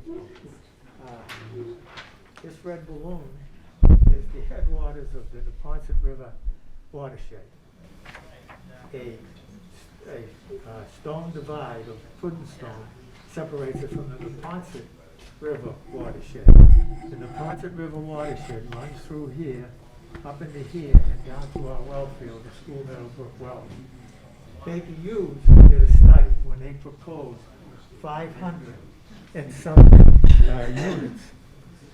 There were age-qualified units, and Baker Hughes found out that that land that they owned was hydrologically connected to our well field, making it have to comply with federal law, Zone 2 law. So this is the Charles River, this is Neponset, this is the project over here. okay. Now- Mr. Hamilton, if you would like, you can submit that to the zoning board, but also with the explanation of what you're submitting, because part of the public hearing process, as you know, is we want information from people, we'll accept it, but just giving us a map, we need the backup documentation that goes with that. This is because we're coming here tonight, and I don't have much faith in the audio here, because a lot of people have complained about it. I have a much bigger package that I'll bring to the next meeting, if I don't kick the bucket before then. Oh, we don't I expect don't that. think so. Mr. Chairman, just, Yes. that's the kind of information that the peer review consultants will look at too. So, the peer review consultants will certainly comment on whether there are any kind of conflicts with local law that's not been being requested being waived, or state or federal law. Okay, yeah, okay. Okay, now, it was said that we need to have a study that will be a hydrological study that I'm very confident will show that we are hydrologically connected under this project to our School Meadowbrook wells. With that, this project will have to be designed under the federal guidelines for Zone 2, which I'm very confident that it's all Zone 2 there. Back in 1975, when I joined the Conservation Commission, I worked with IEP and later on with Dr. Jemsek. We went through all of that land up there. That's how I got my knowledge. It's very, very important for the town. I do have one other submission for tonight for the board to read. I won't read it. Thank you. Thank you. This is a letter to the editor? Yes, from 2015. But it explains some of the concerns that I have about this project. And I would hope that we can get a hydrological consultant to do the study needed to show that this project is on top of our public water supply. And if we lose our public water supply, I know people will say we'll go to the MWRA. The MWRA is not a panacea for us. We would be drawing water from the tunnel that feeds Quincy. That tunnel goes over an earthquake landfall. To get the water to Walpole, it would go over, I believe, a second earthquake landfall. And we know an earthquake landfall goes to the prison. So the MWRA is not what we need. What we need is to protect our water supply. And I believe a good hydrological study will show that this project is much too big and too dense for our water supply. Thank you. Thank you.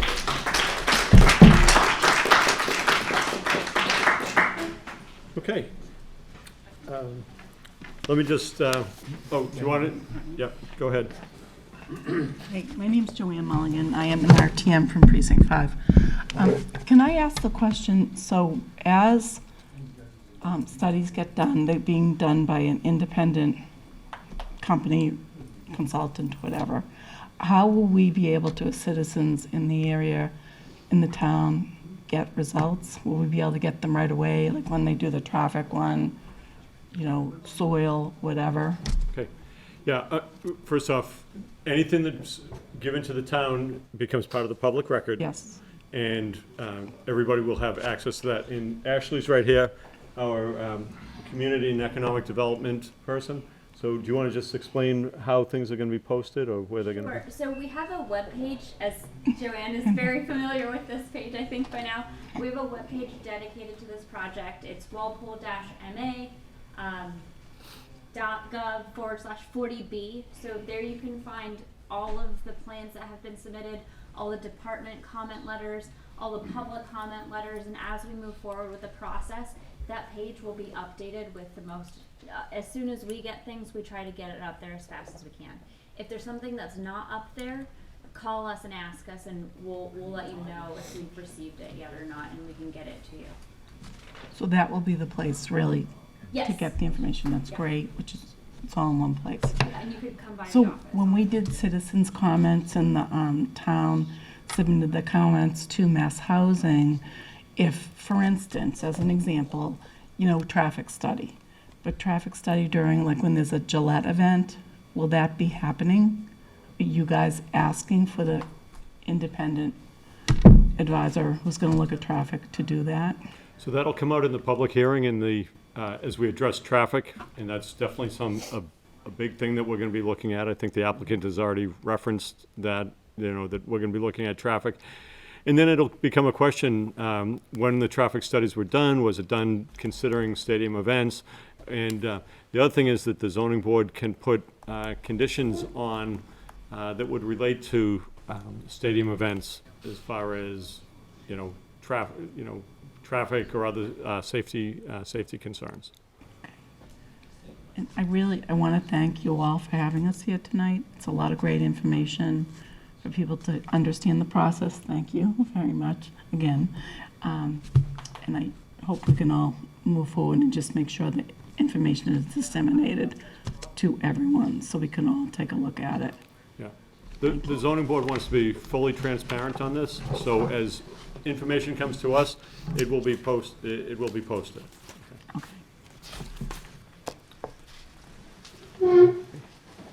Yes, yep. Hi. Thank you so much for holding this evening. My name is Carissa Casellas, and I'm from South Walpole.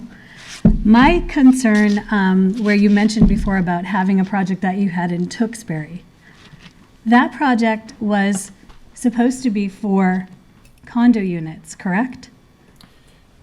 It was originally permitted for condo units. We went, And what happened? Okay, first off, everything that you say comes to the board, the chairman of the board, and then if I deem it appropriate, and also if the applicant deems he can answer that, Okay. we'll move forward. So, So my question is Yeah. to the board. You know, Omni has mentioned here about their project that was done in Tewksbury. My concern with that project is it was a condo units that were supposed to be sold. They were rented out. We know what happens, or what has happened with the preserve in our area. It's unoccupied at this point. That's a big concern for me and for the South Walpole area.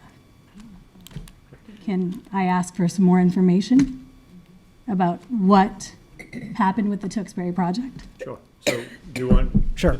It's up to you if you want. yeah, sure. So we originally permitted the project as a condominium project, but if you remember, in 2007, 2008, the residential housing market was questionable.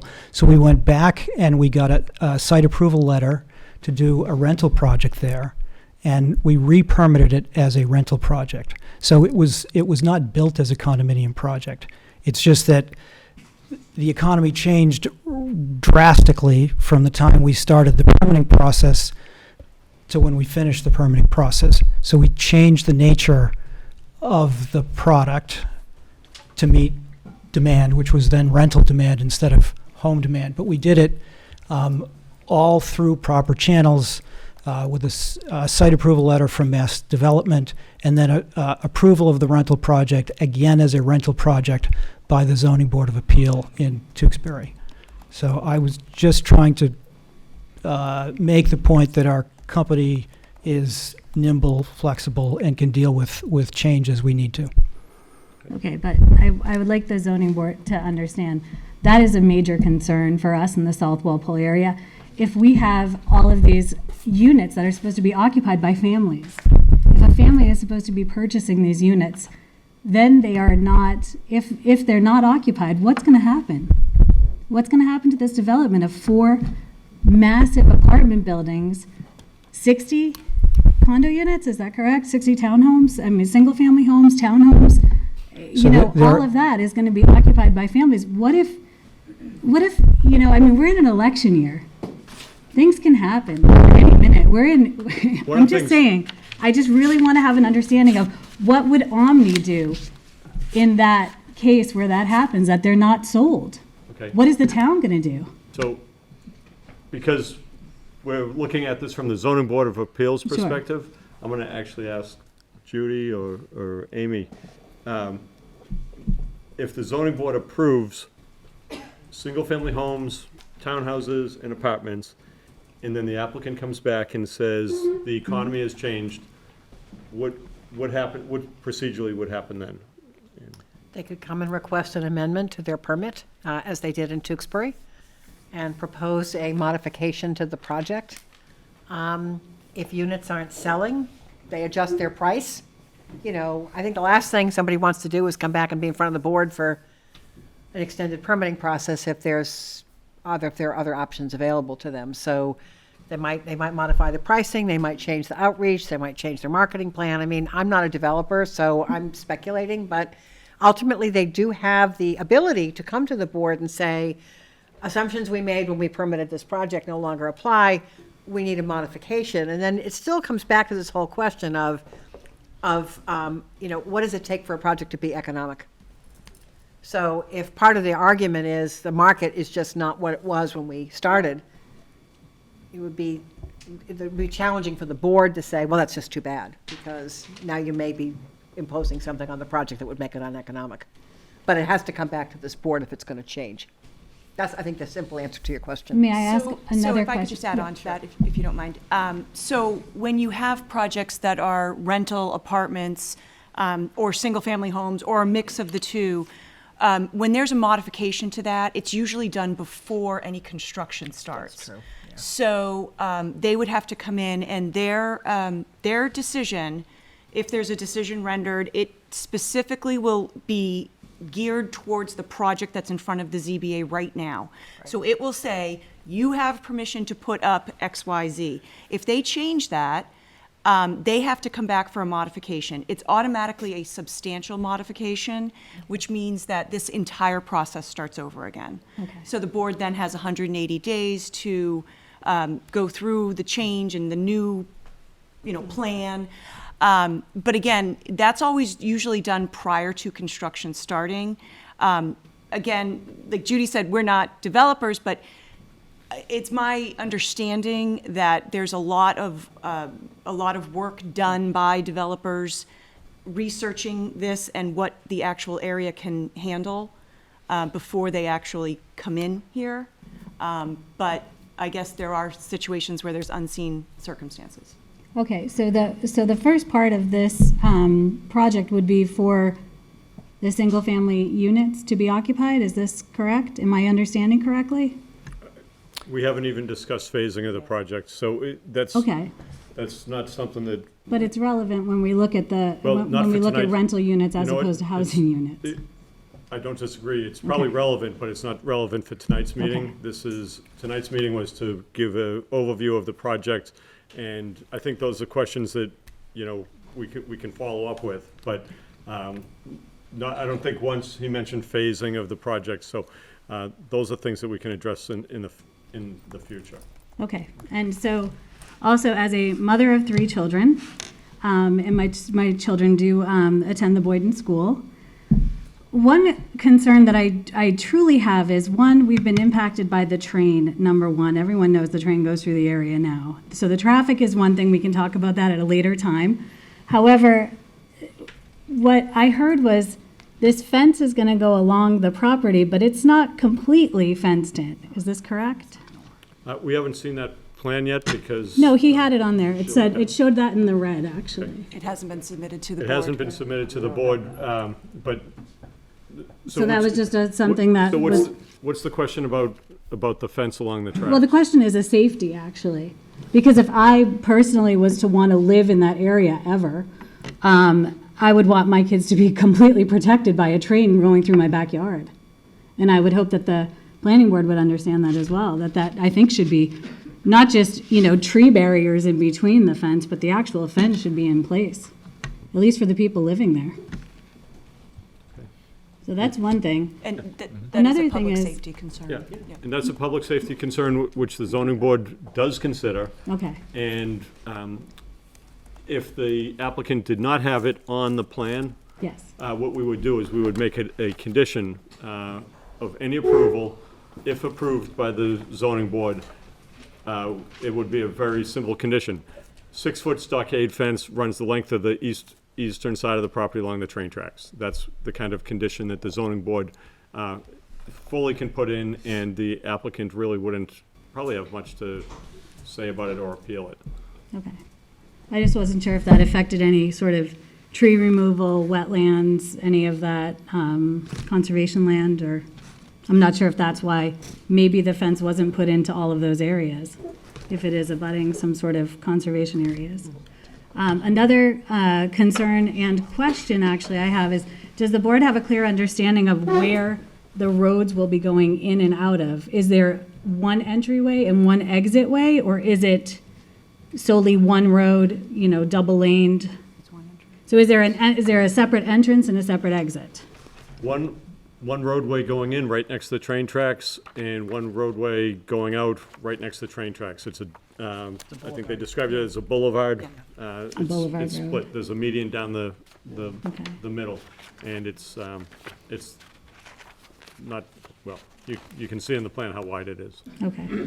Yeah, I mean, I've watched the traffic studies, and I've been out several times, and, have seen this going on. I have never seen anyone there at 6 a.m., at 7 a.m. when those trains are going through, when that's a high trafficked area, at 7 a.m. and 5 p.m. I've seen it all during the day. I've ridden my bike up and down there. I've walked up and down there. I've seen them during those times, but I have never seen during the highest traffic times. So it's something I would like the board to consider as well. Yeah, and, not And I only- know, again, traffic study. Yeah, there's going to be a traffic study, and there's also going to be a peer review of their traffic study, because we recognize traffic is a huge issue on any project, but particularly this one. Okay, thank you very much. I appreciate it. Good evening. I travel 79 Summer Street, South Walpole. I'm one of the abutters significantly affected by the project, both in terms of economy and quality of life. So one question, a couple of comments, if the board can ask the benevolent developers if any of them or if their proponents intend to live in the project. I'm not going to, that's not relevant. Are you asking if any of the proponents? If any are of the going to live developers there? or the proponents or the partners intend to live in the proposed development. It's really not relevant, so. Fair enough. Comments, which I will submit formally. We'll focus on the traffic first. As was pointed out, this was not done in the peak hour. I live there, and I work from home a couple of days a week, and I see the traffic back up when the trains go by. So we have the peak hour traffic. We have the traffic for Boyden School, drop-off, pickup. We have the buses, which will increase in frequency with this development, and add trains to it. This is a toxic cocktail for traffic, especially given the fact that the entry is right at the train crossing. So just given that, and I'm not even talking about games and concerts at the stadium, this site is not suitable for a large development, period. And the second comment is on water. I made that comment when you presented at the school. We live under water restriction in the summertime. I don't see how we can under additional development and not be under water restriction. Further water restriction, possibly additional levels. So that's it. Thank you. Mr. Chairman, Mr. Chairman. can I make one comment? Just relative to traffic, I just want to assure people that we have filmed the traffic at the train tracks all day long, peak hour, and all that will come out in the peer review.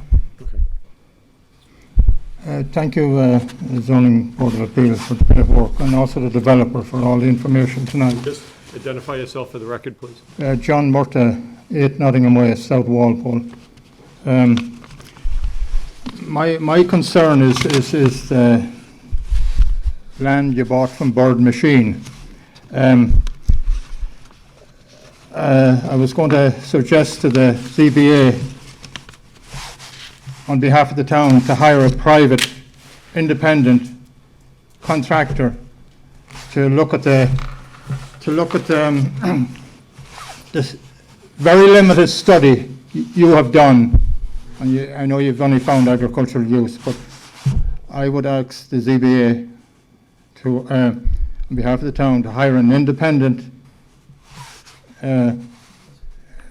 contractor, because I have some serious concerns. You have Rocaduck Pond, heavily contaminated, right alongside.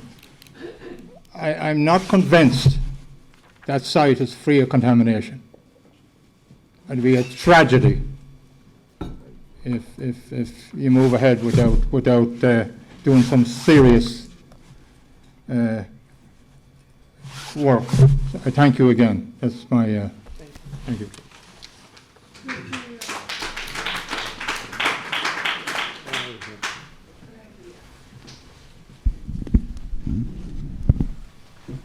We need your name and address. I'm just waiting. I didn't know if I was ready to speak. I'm writing down Mr. Murtaugh's comments there.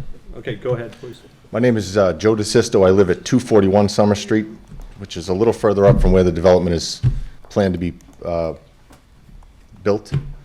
My question is on the 7.1% that you said the town is now under.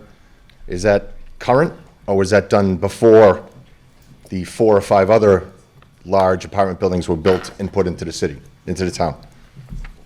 Can anyone answer that question Yeah. for me? I can answer it, but Ashley, do you want to answer it? Those buildings are still under construction and aren't occupied yet, so we don't actually know. What percentage of those buildings would be set aside for affordable housing? 0. None. So in addition to the train that was part of the presentation here, that access to the train, there's no access to the train at this location. Correct. But that was presented, there was access to the train. So that's a little bit false information, just making a But statement. let me just, as we're talking about affordable housing developments tonight. Correct. I think it's called Union West. That's the development right by the train station. No affordable units in that. The old foundry, the Fales development, used to be Fales Machine Shop way back. That big development, no affordable units. Walpole Woodworkers site, that development, none of those are affordable developments. So when it comes on board. So everybody in South Walpole that lives in the area, we have to take the entire, what we need to make up to close to the 10% of the town. In addition to being force-fed the train, in addition to the traffic from anything going on at the stadium, when is enough? That's my question. We're at you said we're at 7.1. So none of that, so everything else, the other 2.9% has to come from this department to get us up to where we're at? Is that how it's? Yeah. So the current number is, what, 7.1% Correct. of affordable units in the town, and the town is expected to reach, from the state of Massachusetts, not the zoning board, state of Massachusetts. I understand. Says, the town should be at 10%, and whether it's this development, the zoning board 2 or 3 months ago approved a 40B project in East Walpole on Burns Ave, much smaller in scale, but these are happening. They've been happening throughout the town over the years. And what happens if it doesn't reach the 10%? Then They keep coming. they keep coming. Oh, yeah, there was also a development on Moose Hill Road in East Walpole. So, yeah, these have been going on for a while, and before that, it was the Preserve, So, also South Walpole. separate question, as far as, you can't answer a question about public safety tonight, is that correct? No, but, I mean, public safety is something the zoning board does consider. Well, the impact of this and all the other units, the amount of police and fire personnel that are on duty per shift should be considered. Because right now, it's very, very low, it's not set for what it's at. Thank you. Thank you.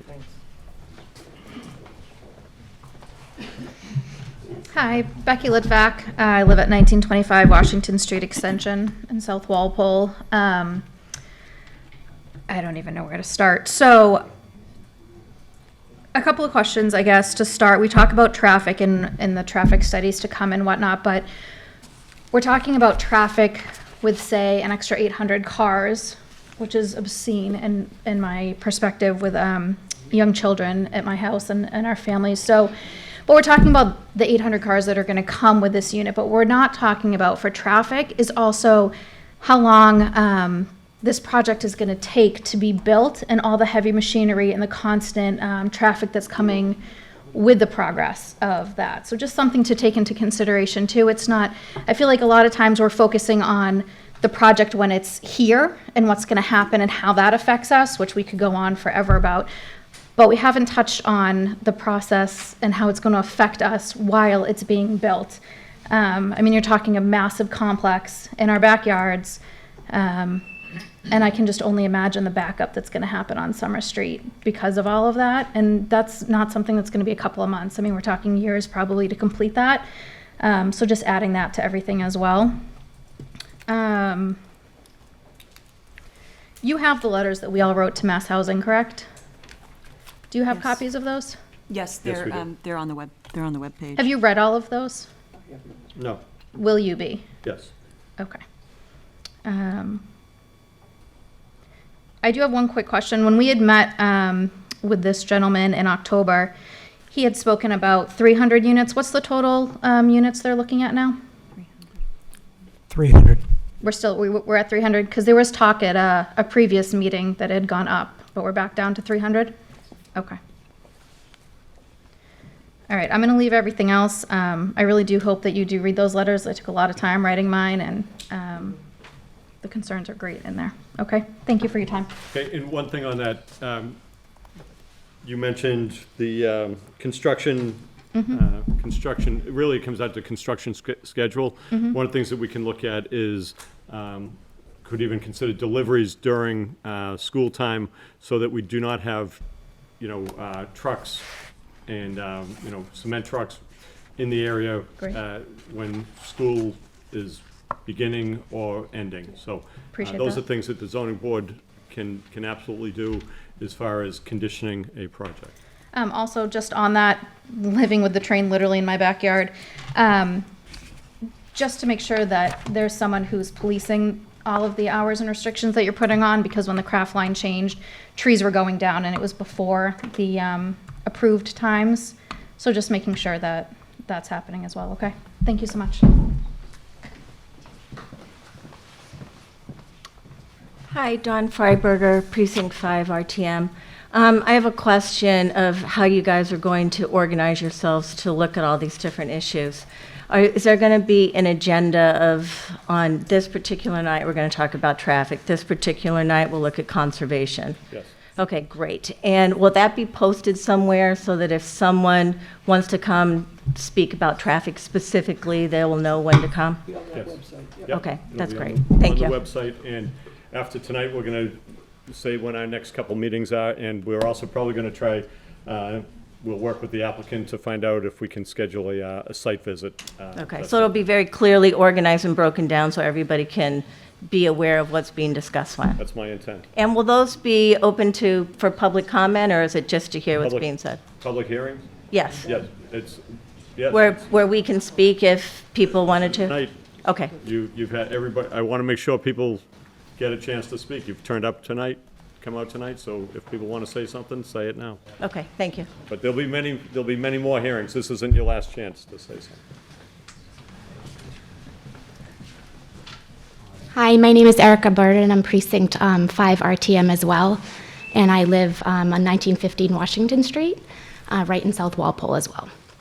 So I just wanted to bring up the point that when schools are being taken into consideration, please also consider South Walpole Preschool.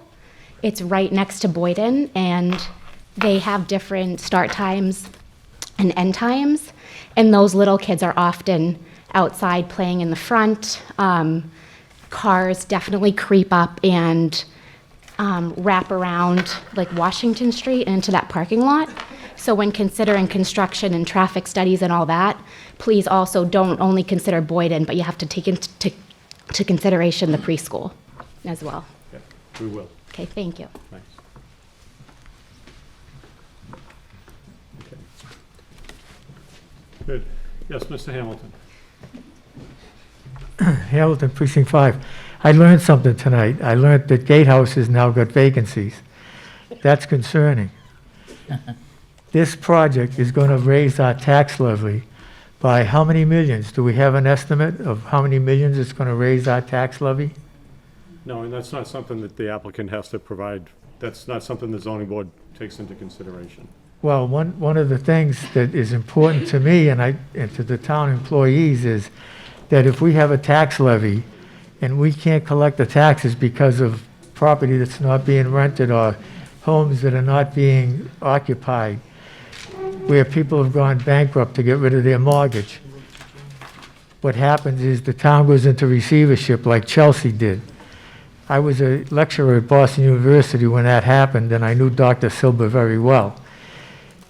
And he explained that the pensions for the Chelsea workers were saved because they were in the state pension system. I went to Jim Merriam and I requested that he move the Walpole pensions to the state system. He wouldn't do it because he didn't want to spend money that he had reserved for others. So right now, if we have a problem with marketing houses, and we have an awful lot of new apartment buildings going up, if we can't pay our bills and the town slides into receivership, it's important to remember that all of the pensioners will lose their pension from Walpole. Not the school teachers. Their pensions will be preserved because they're in a different system. But all of the Walpole employees will lose their pensions, and all of the Walpole workers that are in the Norfolk County system who are, what do you call, This- vested in it. We're talking about, you know what? I hear you, I hear you. Haven't cut anybody off tonight, but the hour's getting late, No, no. and you're talking about pensions, and that's not what we're talking about at this point. But it's important to give consideration to the employees. Thank you. Okay.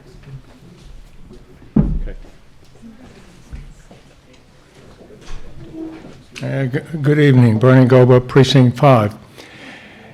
When we met last October, one of the comments that I made at the time was that the plan didn't make or improve the quality of life in South Walpole. And I don't see much has changed since then. I mean, it's the same plan, it's a maximized site, they're putting as much down there as you can. But I've heard nothing come out of the developer that said, this is going to make it a better place to live. Granted, he said the scale applies to what we have right now, but we don't have any four-story buildings there. So there's a little give and take there. But I'm concerned about the tightness of it all and how it's going to work. And from a living point of view, those folks that are on the back units up against the track are going to be awakened many times a day about the train coming through and the rumbling in the ground. It's pretty powerful. And the trek through there, and I can't see, but I assume that's parking, that long snake going through there. Is that correct? Yes, yes, no? May I point to it? Sure. Just so I can't see it. This through here, those are all living units, yes? Those are all single-family homes. Fine, okay, thank you. But the whole point that I got to is I just see no sense coming out of this that says that reduces the scale. Now, we don't have any places in South Walpole where the streets are lined like that with houses repeated one after the other. There should be a break between them. There should be some space. There should be a separation to allow comfort from each other and visually in the environment. And that's missing. I've heard nothing about lighting on the site. There's going to have to be some lighting, and it's going to be presumably built by the developer. And consequently, I think lighting should be such that you can't see the source, so that it doesn't impact the whole neighborhood. You look out here at night, and the stadium's having Just so something. you know, a lighting plan has been submitted with this package. It had. In I the guess, okay, big then my sets of question plans, is it which are lighting available. in which you can't see the source, as opposed to big bulbs that illuminate the whole area? That's my question. We've reviewed other plans, and I will just say, they have a pretty good lighting plan, where they're measuring the luminums on the site, off the site, so there is a lighting plan, and I'd encourage you to take a look at that. Okay, And that might answer okay. some of your questions. And another thing, in this day and age, there's the question of electric cars. Are there plans to put in electric charging stations within the site? Yes. Yes? I'm curious, how many? We haven't decided how many. We're trying to understand what the demand is now from our consumers and what the demand will be. But clearly, there's lots of electric cars on the road, and we think our customers, particularly on the rental side, will want some charging stations. So, but it's kind of a business decision based on what we think the consumer demand is, and that's changing pretty rapidly. Okay. And the other thing that what the devil was it now? Oh, parking. I assume there's going to be a contingent, there's no stadium parking going to be allowed on the site. I don't know how you manage that, but just to prevent it. And I'm thinking about the front part of the site. If somebody says we can park a few cars on game day. And I think that would, and to your credit, I must say the one thing that I do enjoy is the fact that you can't see the buildings from the street. And if I went by there recently, I saw you cut down trees in the front. My question is, we're going to conceal it. Why are you cutting? No, we didn't cut the trees in the front. the I see stumps there. the MBTA whoever controls the railroad cut the trees in the front. We did not do that. I'm talking about on Summer Street. That wasn't you? No, that was not us. They just went on the property. I think part of it was in the rail right of way and part of it was on our property, but they just cut the trees. Okay. And I guess the last thing, I'd like to see what the entrance to the site really looks like, and not just a cut in the ground, but I don't know when we could see that. Well, I'm, That's also on that website, the entrance. no. Now you're gonna make me take my glasses out. Okay, I see what you're saying. Okay, fine. Now that's on Summer Street. This is Summer Street right here. I see. Okay, well, better than nothing, but I prefer a little more green in there, but that's fine. Okay. I guess that's all I have to say. Thank you. Okay. So the next thing we're going to do is we're going to schedule a site visit for the zoning board. Is that something that the applicants are amenable to? Sure. And a site visit is technically it's a public hearing because the zoning board members are all there, but it is not, we do not take any public testimony. There's no input from people. It's just to give the zoning board members a view of the site, and sometimes the applicant can allow people on the site, but sometimes we'll have people sign a waiver or whatever. It's really up to the applicant, but the zoning board will schedule a site visit. And is there a time that? Yeah. Mr. Chair, just to clarify, the site visit it's a public meeting. It will be posted, but it will not be a public hearing. There will be no deliberation, and usually I have the posting state site visit, no deliberation to take place. And as you said earlier, there can be no back and forth or anything like that. Okay. You might want to discuss what you want laid out on the site so that it's set up and ready, because you don't want to go out there and not have any idea where the driveway entrances are going to be and this kind of thing, so. Yes. It's yeah. Is it staked out? Is anything staked out or nothing staked out now? Okay. You can request it to be. Is that something that you could stake out, particularly at least the entrance, the approximate location of the entrance, and the corners of some of the buildings, particularly the large buildings or the locations? Yeah, so it's something that we can do and we will do. Sorry, could I ask you to speak into the mic so that the recording? Yes, sorry. Yes.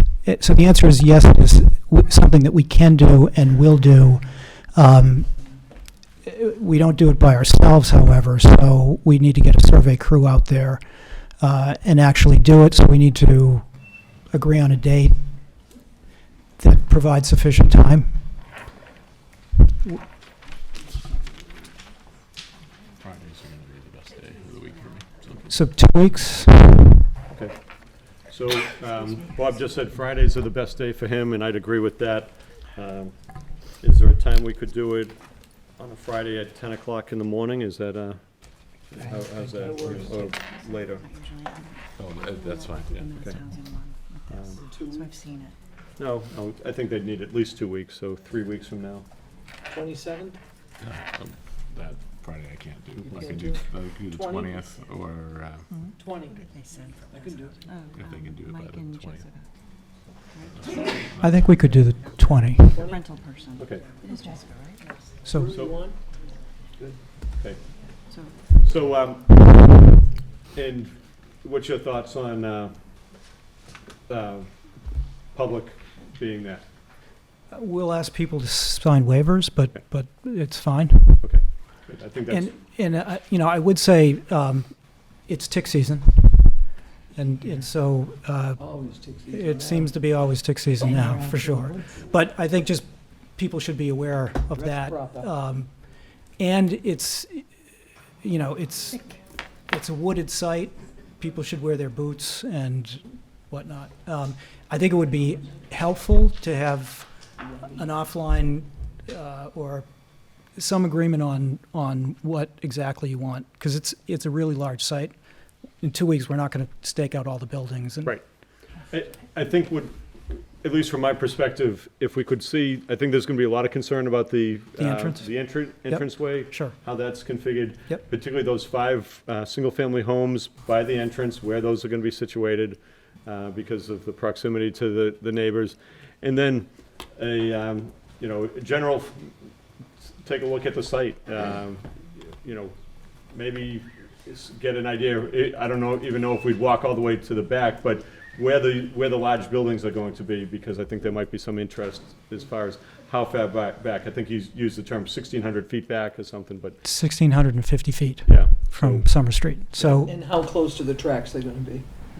Because Mr. we can Chair, walk up the tracks for that. I'm gonna also add, there's some kind of tight points on the site, like 6-foot setbacks, and there's some resident, so you might want to see how close that Yeah. actually is to the existing on that. I can show you. and the houses on Summer Street. I think that's where we'll emphasize our interest, where it's closest to the neighbors. Okay. So March 20th at the site, and at 10 o'clock in the morning.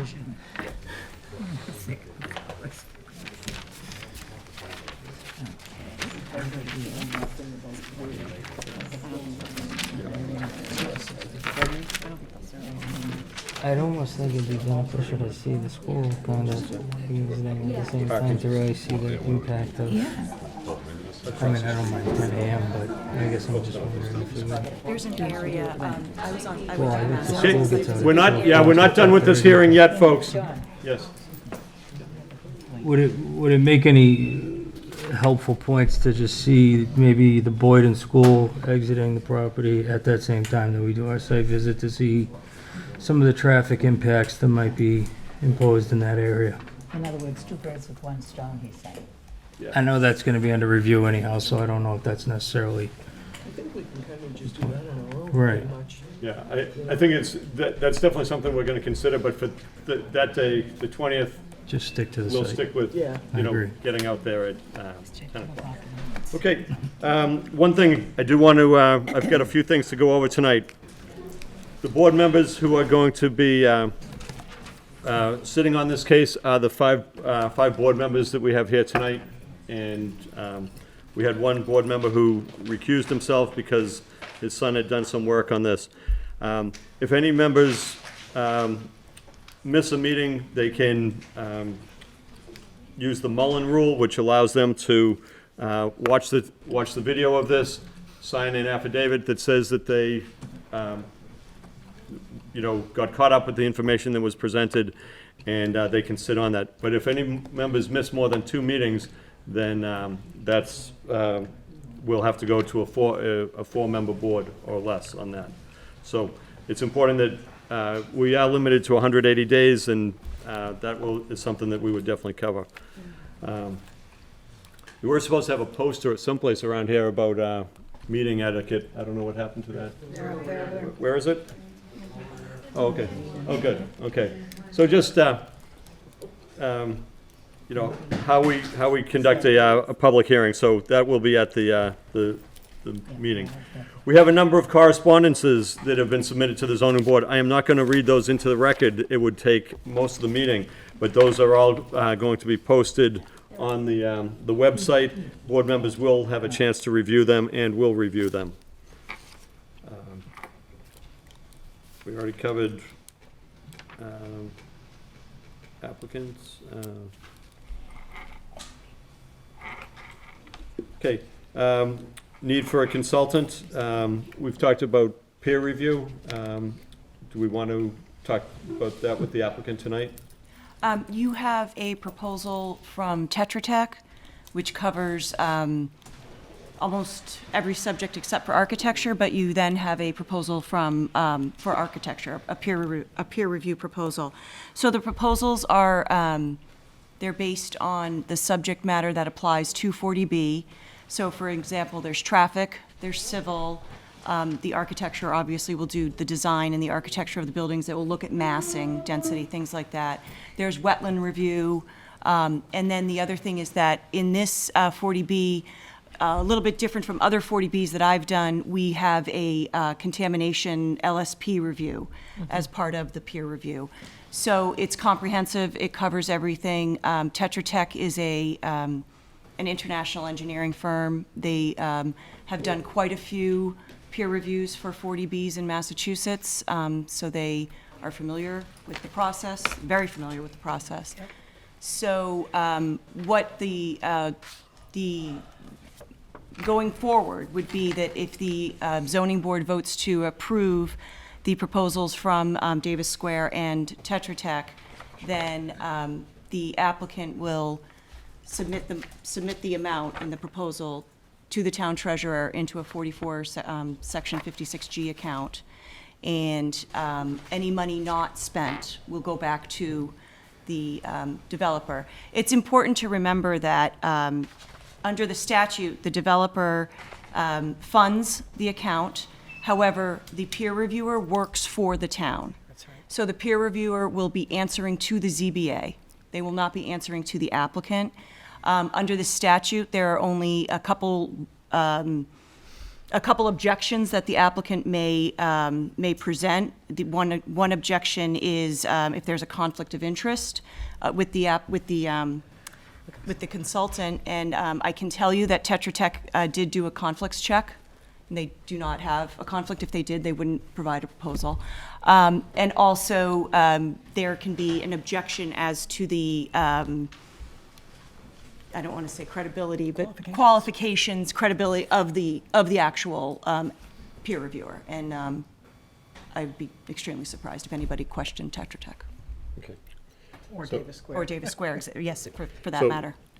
So, this is to, just so the public understands, this is so that we're not using overburdening town resources like the town engineer and people from the Conservation Commission to review the project of this scale. It provides us the ability, being paid by the applicant, money goes to the town, and then the work gets done. So what would you, do we need to vote? I would recommend that a vote be taken to approve the two proposals that you have in front of you.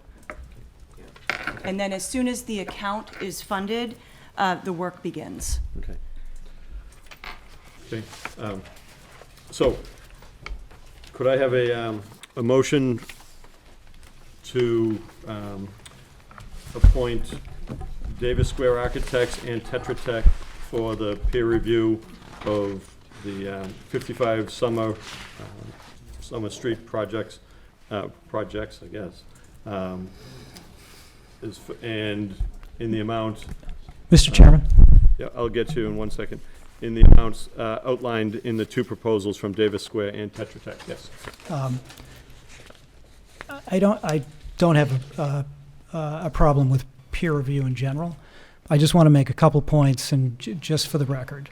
So this is the fifth town that we've done this in. We actually have never had architectural peer review. And our position is that since there's no written standard, we're not asking for any waivers. I don't understand the point of that in particular. And as it relates to the rest of it, I just want to make sure that they're only reviewing things that we supplied, reports and that we've submitted. Yes. That's the scope of the peer review that they outlined. Right. And I'm not clear as to whether, for instance, the Conservation Commission will also want wetlands peer review. It's typical if they do, that it's the same one. So, I mean, otherwise it's double dipping. I totally agree. We do not want to, it complicates things for us if we bring in, if Conservation brings in another peer reviewer. Right. So it would be. So their proposal says only ZBA. Yeah. So it makes it seem like, they're not going to work for both. I don't know how the Mr. Conservation yeah. Commission could have done a procurement yet. They couldn't. You haven't They haven't applied. filed anything. Right. So, but is it the practice of the town to? The practice of the town is, where possible, to have one peer review do both, as long as that's you know, amenable to the boards and also to the person paying it, which in this case will be you. Okay. Okay. Anything else? Yes, so right now, there's an application in front of the Zoning Board of Appeals, and there's proposals in front of the Zoning Board of Appeals. Since they haven't filed yet with Conservation, there can be no reference in the proposal regarding Conservation. If Conservation would like to hire a different firm, I would assume that the applicant would point out that Tetra Tech has already been hired by the Zoning Board of Appeals. But I guess, you know, you guys are first in line. So since they filed with you first, it's you. Right. And so Conservation is the one that has to make a decision whether they use the same one or not. Right. And I'll just tell, in the past, on other projects, Conservation and zoning has been able to work so that we use the same one. Okay. We're not trying to complicate things Okay. on something like this. Okay. Correct. Okay, so, Before we vote, is the LSP in here? Yes. but it's a review of, Right. you know, It's a one of the review. things, it's a review of the, Changes my. it's a review of the LSP that's already been done. They're not going out there doing their own sampling, Right. so, no, well, we might get to that, and particularly after comments that have been made, but for right now, what we're looking at is the peer review. And the part of the peer review is to review the LSP work that's been done. Right. Okay. LSP is licensed site professional. Right. And with Massachusetts Department of Environmental Protection, with waste site, they're called waste sites when there's contamination with waste sites. Everything is public record. So when they submit something to DEP, it's a public record. There's actually DEP maintains a web page that you can click on the RTN number, and every single document will pull up, except the ones from the 50s and the 60s. But most, all the recent documents will show up. Yep. And so if the LSP that the applicant has hired, or if that report comes in, if that's not sufficient for Tetra Tech, that will be their comment. Mm-hmm. Their comment will be, the LSP didn't look into enough things and they need to go back and look into more things. And then once more things are looked at, Tetra Tech would look at that. That's perfect, thank you. Yep. So Okay, moved. okay, so, I'm going to refer to the date on the proposal. yeah, sure. The dates on the proposals are from Tetra Tech, it's dated February 12th, 2020. And from Davis Square Architects, it's February 20th, 2020. So that's the references. So, Mr. Chairman, I did have, and one of the things is the Davis Square, the proposal is it's a range. Right. And so it would be helpful if the Zoning Board of Appeals directed the applicant as to an amount to fund the peer review account. So in the past, in my experience, I've had a zoning board that has opted for the lower end of the range, and then if it has to be replenished, work will stop until it's replenished. Right. And then I've also recently had a ZBA that took an amount in the middle and had that be the amount to fund. Okay. So I would recommend that we do that. We put the amount in the middle, which will be for Davis Square, which would be $16,000. And if that doesn't cover it, as you said, the work would stop until it gets funded. But I would recommend that on page 2, we split the difference, and actually, it will be $16,000 for the Davis Square Architects. Okay. That's kind of in range for what I've seen in other communities. Mr. Chairman? Yes. Before you go to the vote, can I? Sure. And just introduce. So this is Brian Butler from Oxbow Associates. He is our wetlands consultant. Yeah, Oxbow did the wetland delineations, and we filed 2 ANRADs with the Walpole Conservation Commission, and they were reviewed. The scope under 5 and 5A, or 5A and 5B in the Tetra Tech submittal. I don't know if they didn't realize that there had been 2 separate ANRADs filed and recorded or approved, because their scope addresses review of the resource areas which have been finalized and memorialized in that ANRAD for a period of 3 years. So there's really not a lot of debate or controversy or discussion of the limits of the resource areas on the property for the most part. And they also reference vernal pools, which are indicated and reviewed by Landis on our site plans, the submittal plans for both the Baker Hughes parcel and for the Kofsky parcel. So those 2 features have been memorialized already, but their proposal for Tetra Tech seems to address those. So I'm not sure if they were aware that there's been an order of resource area determination for both parcels yet. So I think that's a good point, but if it's already been resolved, then when they do the peer review, That's what they're gonna say. That's what they're gonna say. Exactly right. Yeah, they're not gonna. They'll let us know that. Okay, was it $2,000 to confirm that there's been 2 over, that I'll leave that up to the applicants, but it just seems it doesn't address an issue that's compelling or particularly of interest to either the commission or the ZBA because it's been resolved, but I'll leave it at that just for your information.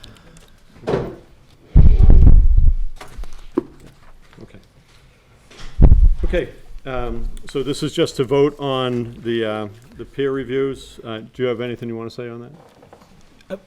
I'd like to reiterate Brian's point. $2,000 to check to see if an ORAD has been done seems like a lot. In the grand scheme of things, we need to move forward, but, so I'll let it go. Review it also? Yes. Yeah. This board is sitting as the Conservation Commission under the local wetland bylaw. And furthermore, again, this is a peer review account. Any money that is not spent will be returned. Okay. Tetra Tech they keep very good records in their time and everything. So. Okay. No. Okay, so we have before us, Jane made the motion. Could I have a second on that? Second by Suzanne. Any further discussion on the 2 peer reviews? Okay. All those in favor of Davis Square Architects and Tetra Tech to do the peer review, say aye. Aye. Opposed, abstained, so carried. Okay, good. So we can check review of consultants for that. So we need to continue this this hearing, and Can I just address a couple of things yep, real quick? yep. I've been hiding in the peanut gallery back here. There's just a couple things I wanted to Identify who you are. Sorry, please. I'm Ashley Clark, Director of Community and Economic Development. So I just have a few things I'm going to run through quickly. First, I did confirm that the applicant met with the school business manager and what was represented as our conversation was accurate.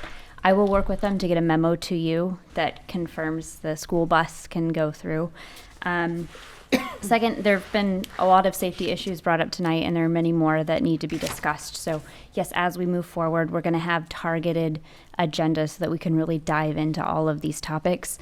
And we've heard a lot of we feel, we think, and I just want to reiterate that all of those things are going to be vetted with data and all of the things. So we're not just taking what we hear as a matter of fact. I already told you about the website. We'll also need a hard copy of this application and a PDF. I'll get with Leslie to make sure we get that. And then, yes, public comments are great. I think if you can write them, it's even more helpful because the board will have time to digest them ahead of the meeting. It can be really difficult when someone comes up and gives 5 minutes of really great, insightful knowledge about the neighborhood, and the board's trying to take it all in. So if you can send your letters to us, we have an email set up. It's zba@walpole-ma.gov. Those emails go to both Amy and I, and then we'll get them up on our website.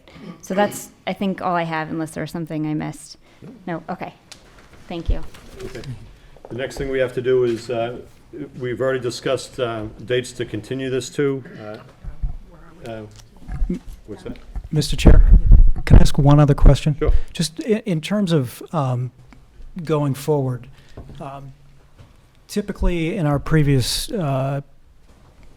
permitting processes, there's some back and forth between peer review and our consultants to answer questions. And my question is, you know, is that okay? Yes. Is there, Yes, yes, and what he's raising the question, even though the peer review is working for the zoning board, we do not need to have the full report come to us and then go back. If it's, there should be a give and take with the engineers and the peer reviewer to move, to solve issues that come up, so yes. Ashley? Yeah, I Don't think tell me you disagree with that. No, I absolutely, I just want to be clear on the process and what's most helpful to staff, so I guess it's selfish. But what's helpful is if we have the presentation and then the board directs staff to work with the applicant and the peer review in a meeting. I should be at all of those so that I can report back what happened. So the best thing is for you to give us a charge on what you'd like to see so that we're not just kind of taking guesses at what this board's concerned with, so. Okay, good. So You should be I hope- CC'd on all emails. Yeah. Yeah. And I hope that answers your question, that yes, the peer review can talk back and forth with your engineers or your architects or anybody like that. And through me. No. Right. Yeah, coordinate through the department is the point. Yeah. Yeah. Yeah. So that the town is aware of the communications. I think copying on emails and whatnot is fine. A lot of times they just want information. So So we'll just make sure we that do they're, too. yeah. The public's entitled to know all of everything that's going on, and So- so we want to maintain that it's transparent. So as long as they copy you and you're in the loop, it's okay if they converse. It's up Yes. to you. Yes. For now, Yeah. Yeah. that, I'd we'll rather see have how her in that the works. room. Okay. Okay. Okay, and Amy, what's the next date that we can continue to? So we have a few out. March 23rd was a possibility. April 15th was a possibility. And April 27th. Okay. The 27th is a Monday. So is the 23rd. The April 15th is a Wednesday, but as of right now, our schedule is pretty clear. So, Judy, we should probably start with your schedule. Just, Yeah, it's all about you. that's what it looks like. It's all about you. Could you repeat those dates, please? I apologize. Yep, no problem. March 23rd is a Monday. April 15th is a Wednesday. March 27th is a Monday. April I'm sorry, 27th. April 27th is a Monday. I know. March 23rd, I'm teaching the AICP class. Didn't we have March 30th too, that Monday? March, We did yeah, have that on there. I can also do the 30th. I can't. Oh, March 30th? I can't do the Can anybody else do 23rd. 30th? Can you The guys? 30th, yeah. Where am I, March Want to do 30th? 30th? Oh, I'm in, yeah. I'm not available March Okay. 30th, but I am available April 15th. Okay, Okay, April 15th. let's do April 15th. Is that taxing? it is. Yes. Yes, So, dear. yeah, this is the applicant's hearing, so can you, will you have time to get other information together? Do you get us the new set of, obviously, we heard we were gonna get the new set of plans next week sometime, probably. Is April 15th okay with you? Yes. Okay, okay. So that's, So the next hearing will That's- be April 15th at 7 o'clock. And do we want to do it here again? Everybody? Yes. Yeah, so the next hearing will be at this location. And if we have to change in the future, we can, but very clear, in the next hearing, April 15th, back here at the senior center. And Do you want to address the topics to be covered at that meeting? yeah, yep. And so the topics that I expect to cover at that meeting, Well, that's a long time. so I think we need to get with Tetra Tech, and there's some questions about the order of operations and which element we should tackle first. Is that accurate? So we need to kind of get with them and see what they would recommend we move forward first, because we want to identify the things that are going to have the biggest impact to siting of the buildings and site circulation. Traffic typically. So, so usually the first hearing is usually either traffic, because the traffic report has been submitted and all they have to do is review the traffic report, or civil engineering, which, to your point, Ashley, is what really that's where buildings get moved and things like that. I think that, I think I would probably do traffic because we have the report. Yeah. Since, and then from, Did he say he was gonna update? Did you say you were updating your traffic? No, we were asked by, in meeting with the town, to add an additional section on pedestrian traffic. Okay. Which are, when we counted cars, we also counted pedestrians.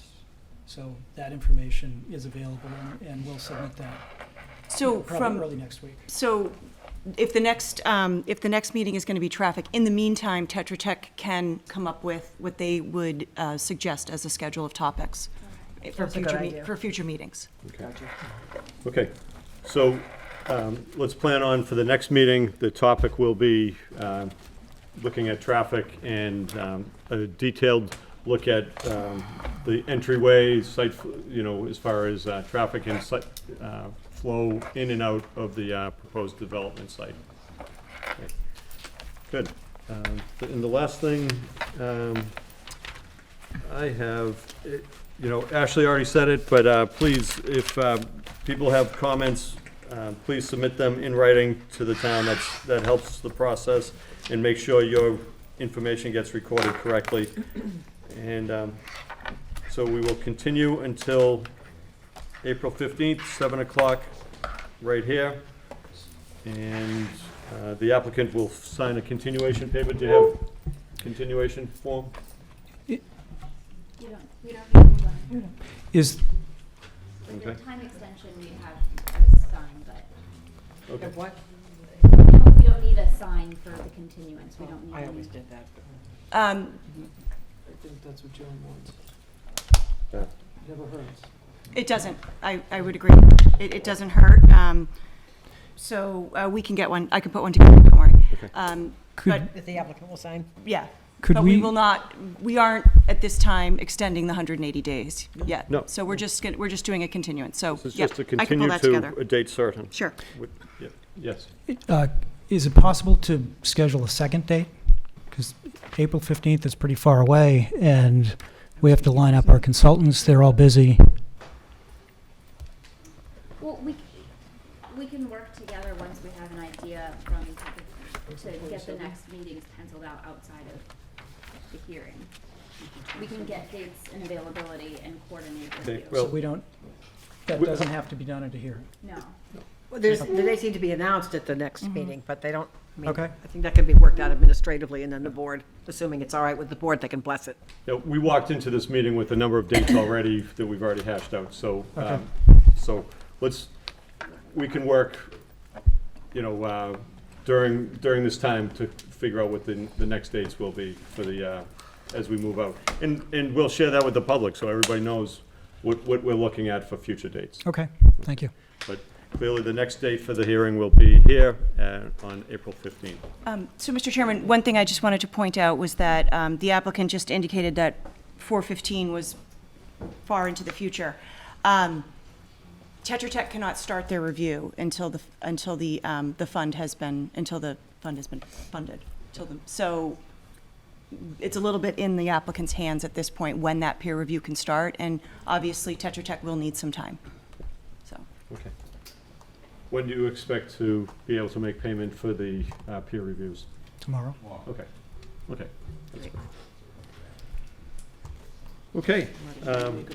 Yes, could I have a motion to continue until April 15th? So moved. Moved by Jane, second by Suzanne. All those in favor of continuing until the 15th, say aye. Aye. Opposed, abstained, so carried. Okay, that concludes the 40B part of tonight's hearing. Thank you. No, because we still have a few other things. Yeah. We also have, yeah, what's this? Sorry, John. I know, I started looking around. Oh, thank you, no problem. Thank you. This one? Table it, okay. Okay. Okay. Do you have anything else to discuss with us? I do. And you know what? I've had so many towns say Okay. that people are compromised when they work for applicants, and I actually think that Okay. the applicants are better off on Could I have a motion to adjourn the meeting? Okay. Moved by Suzanne, second by Jane. All those in favor of adjourning tonight's meeting, say aye. Aye. Opposed? It's okay. Okay, good I night. don't, they're gonna.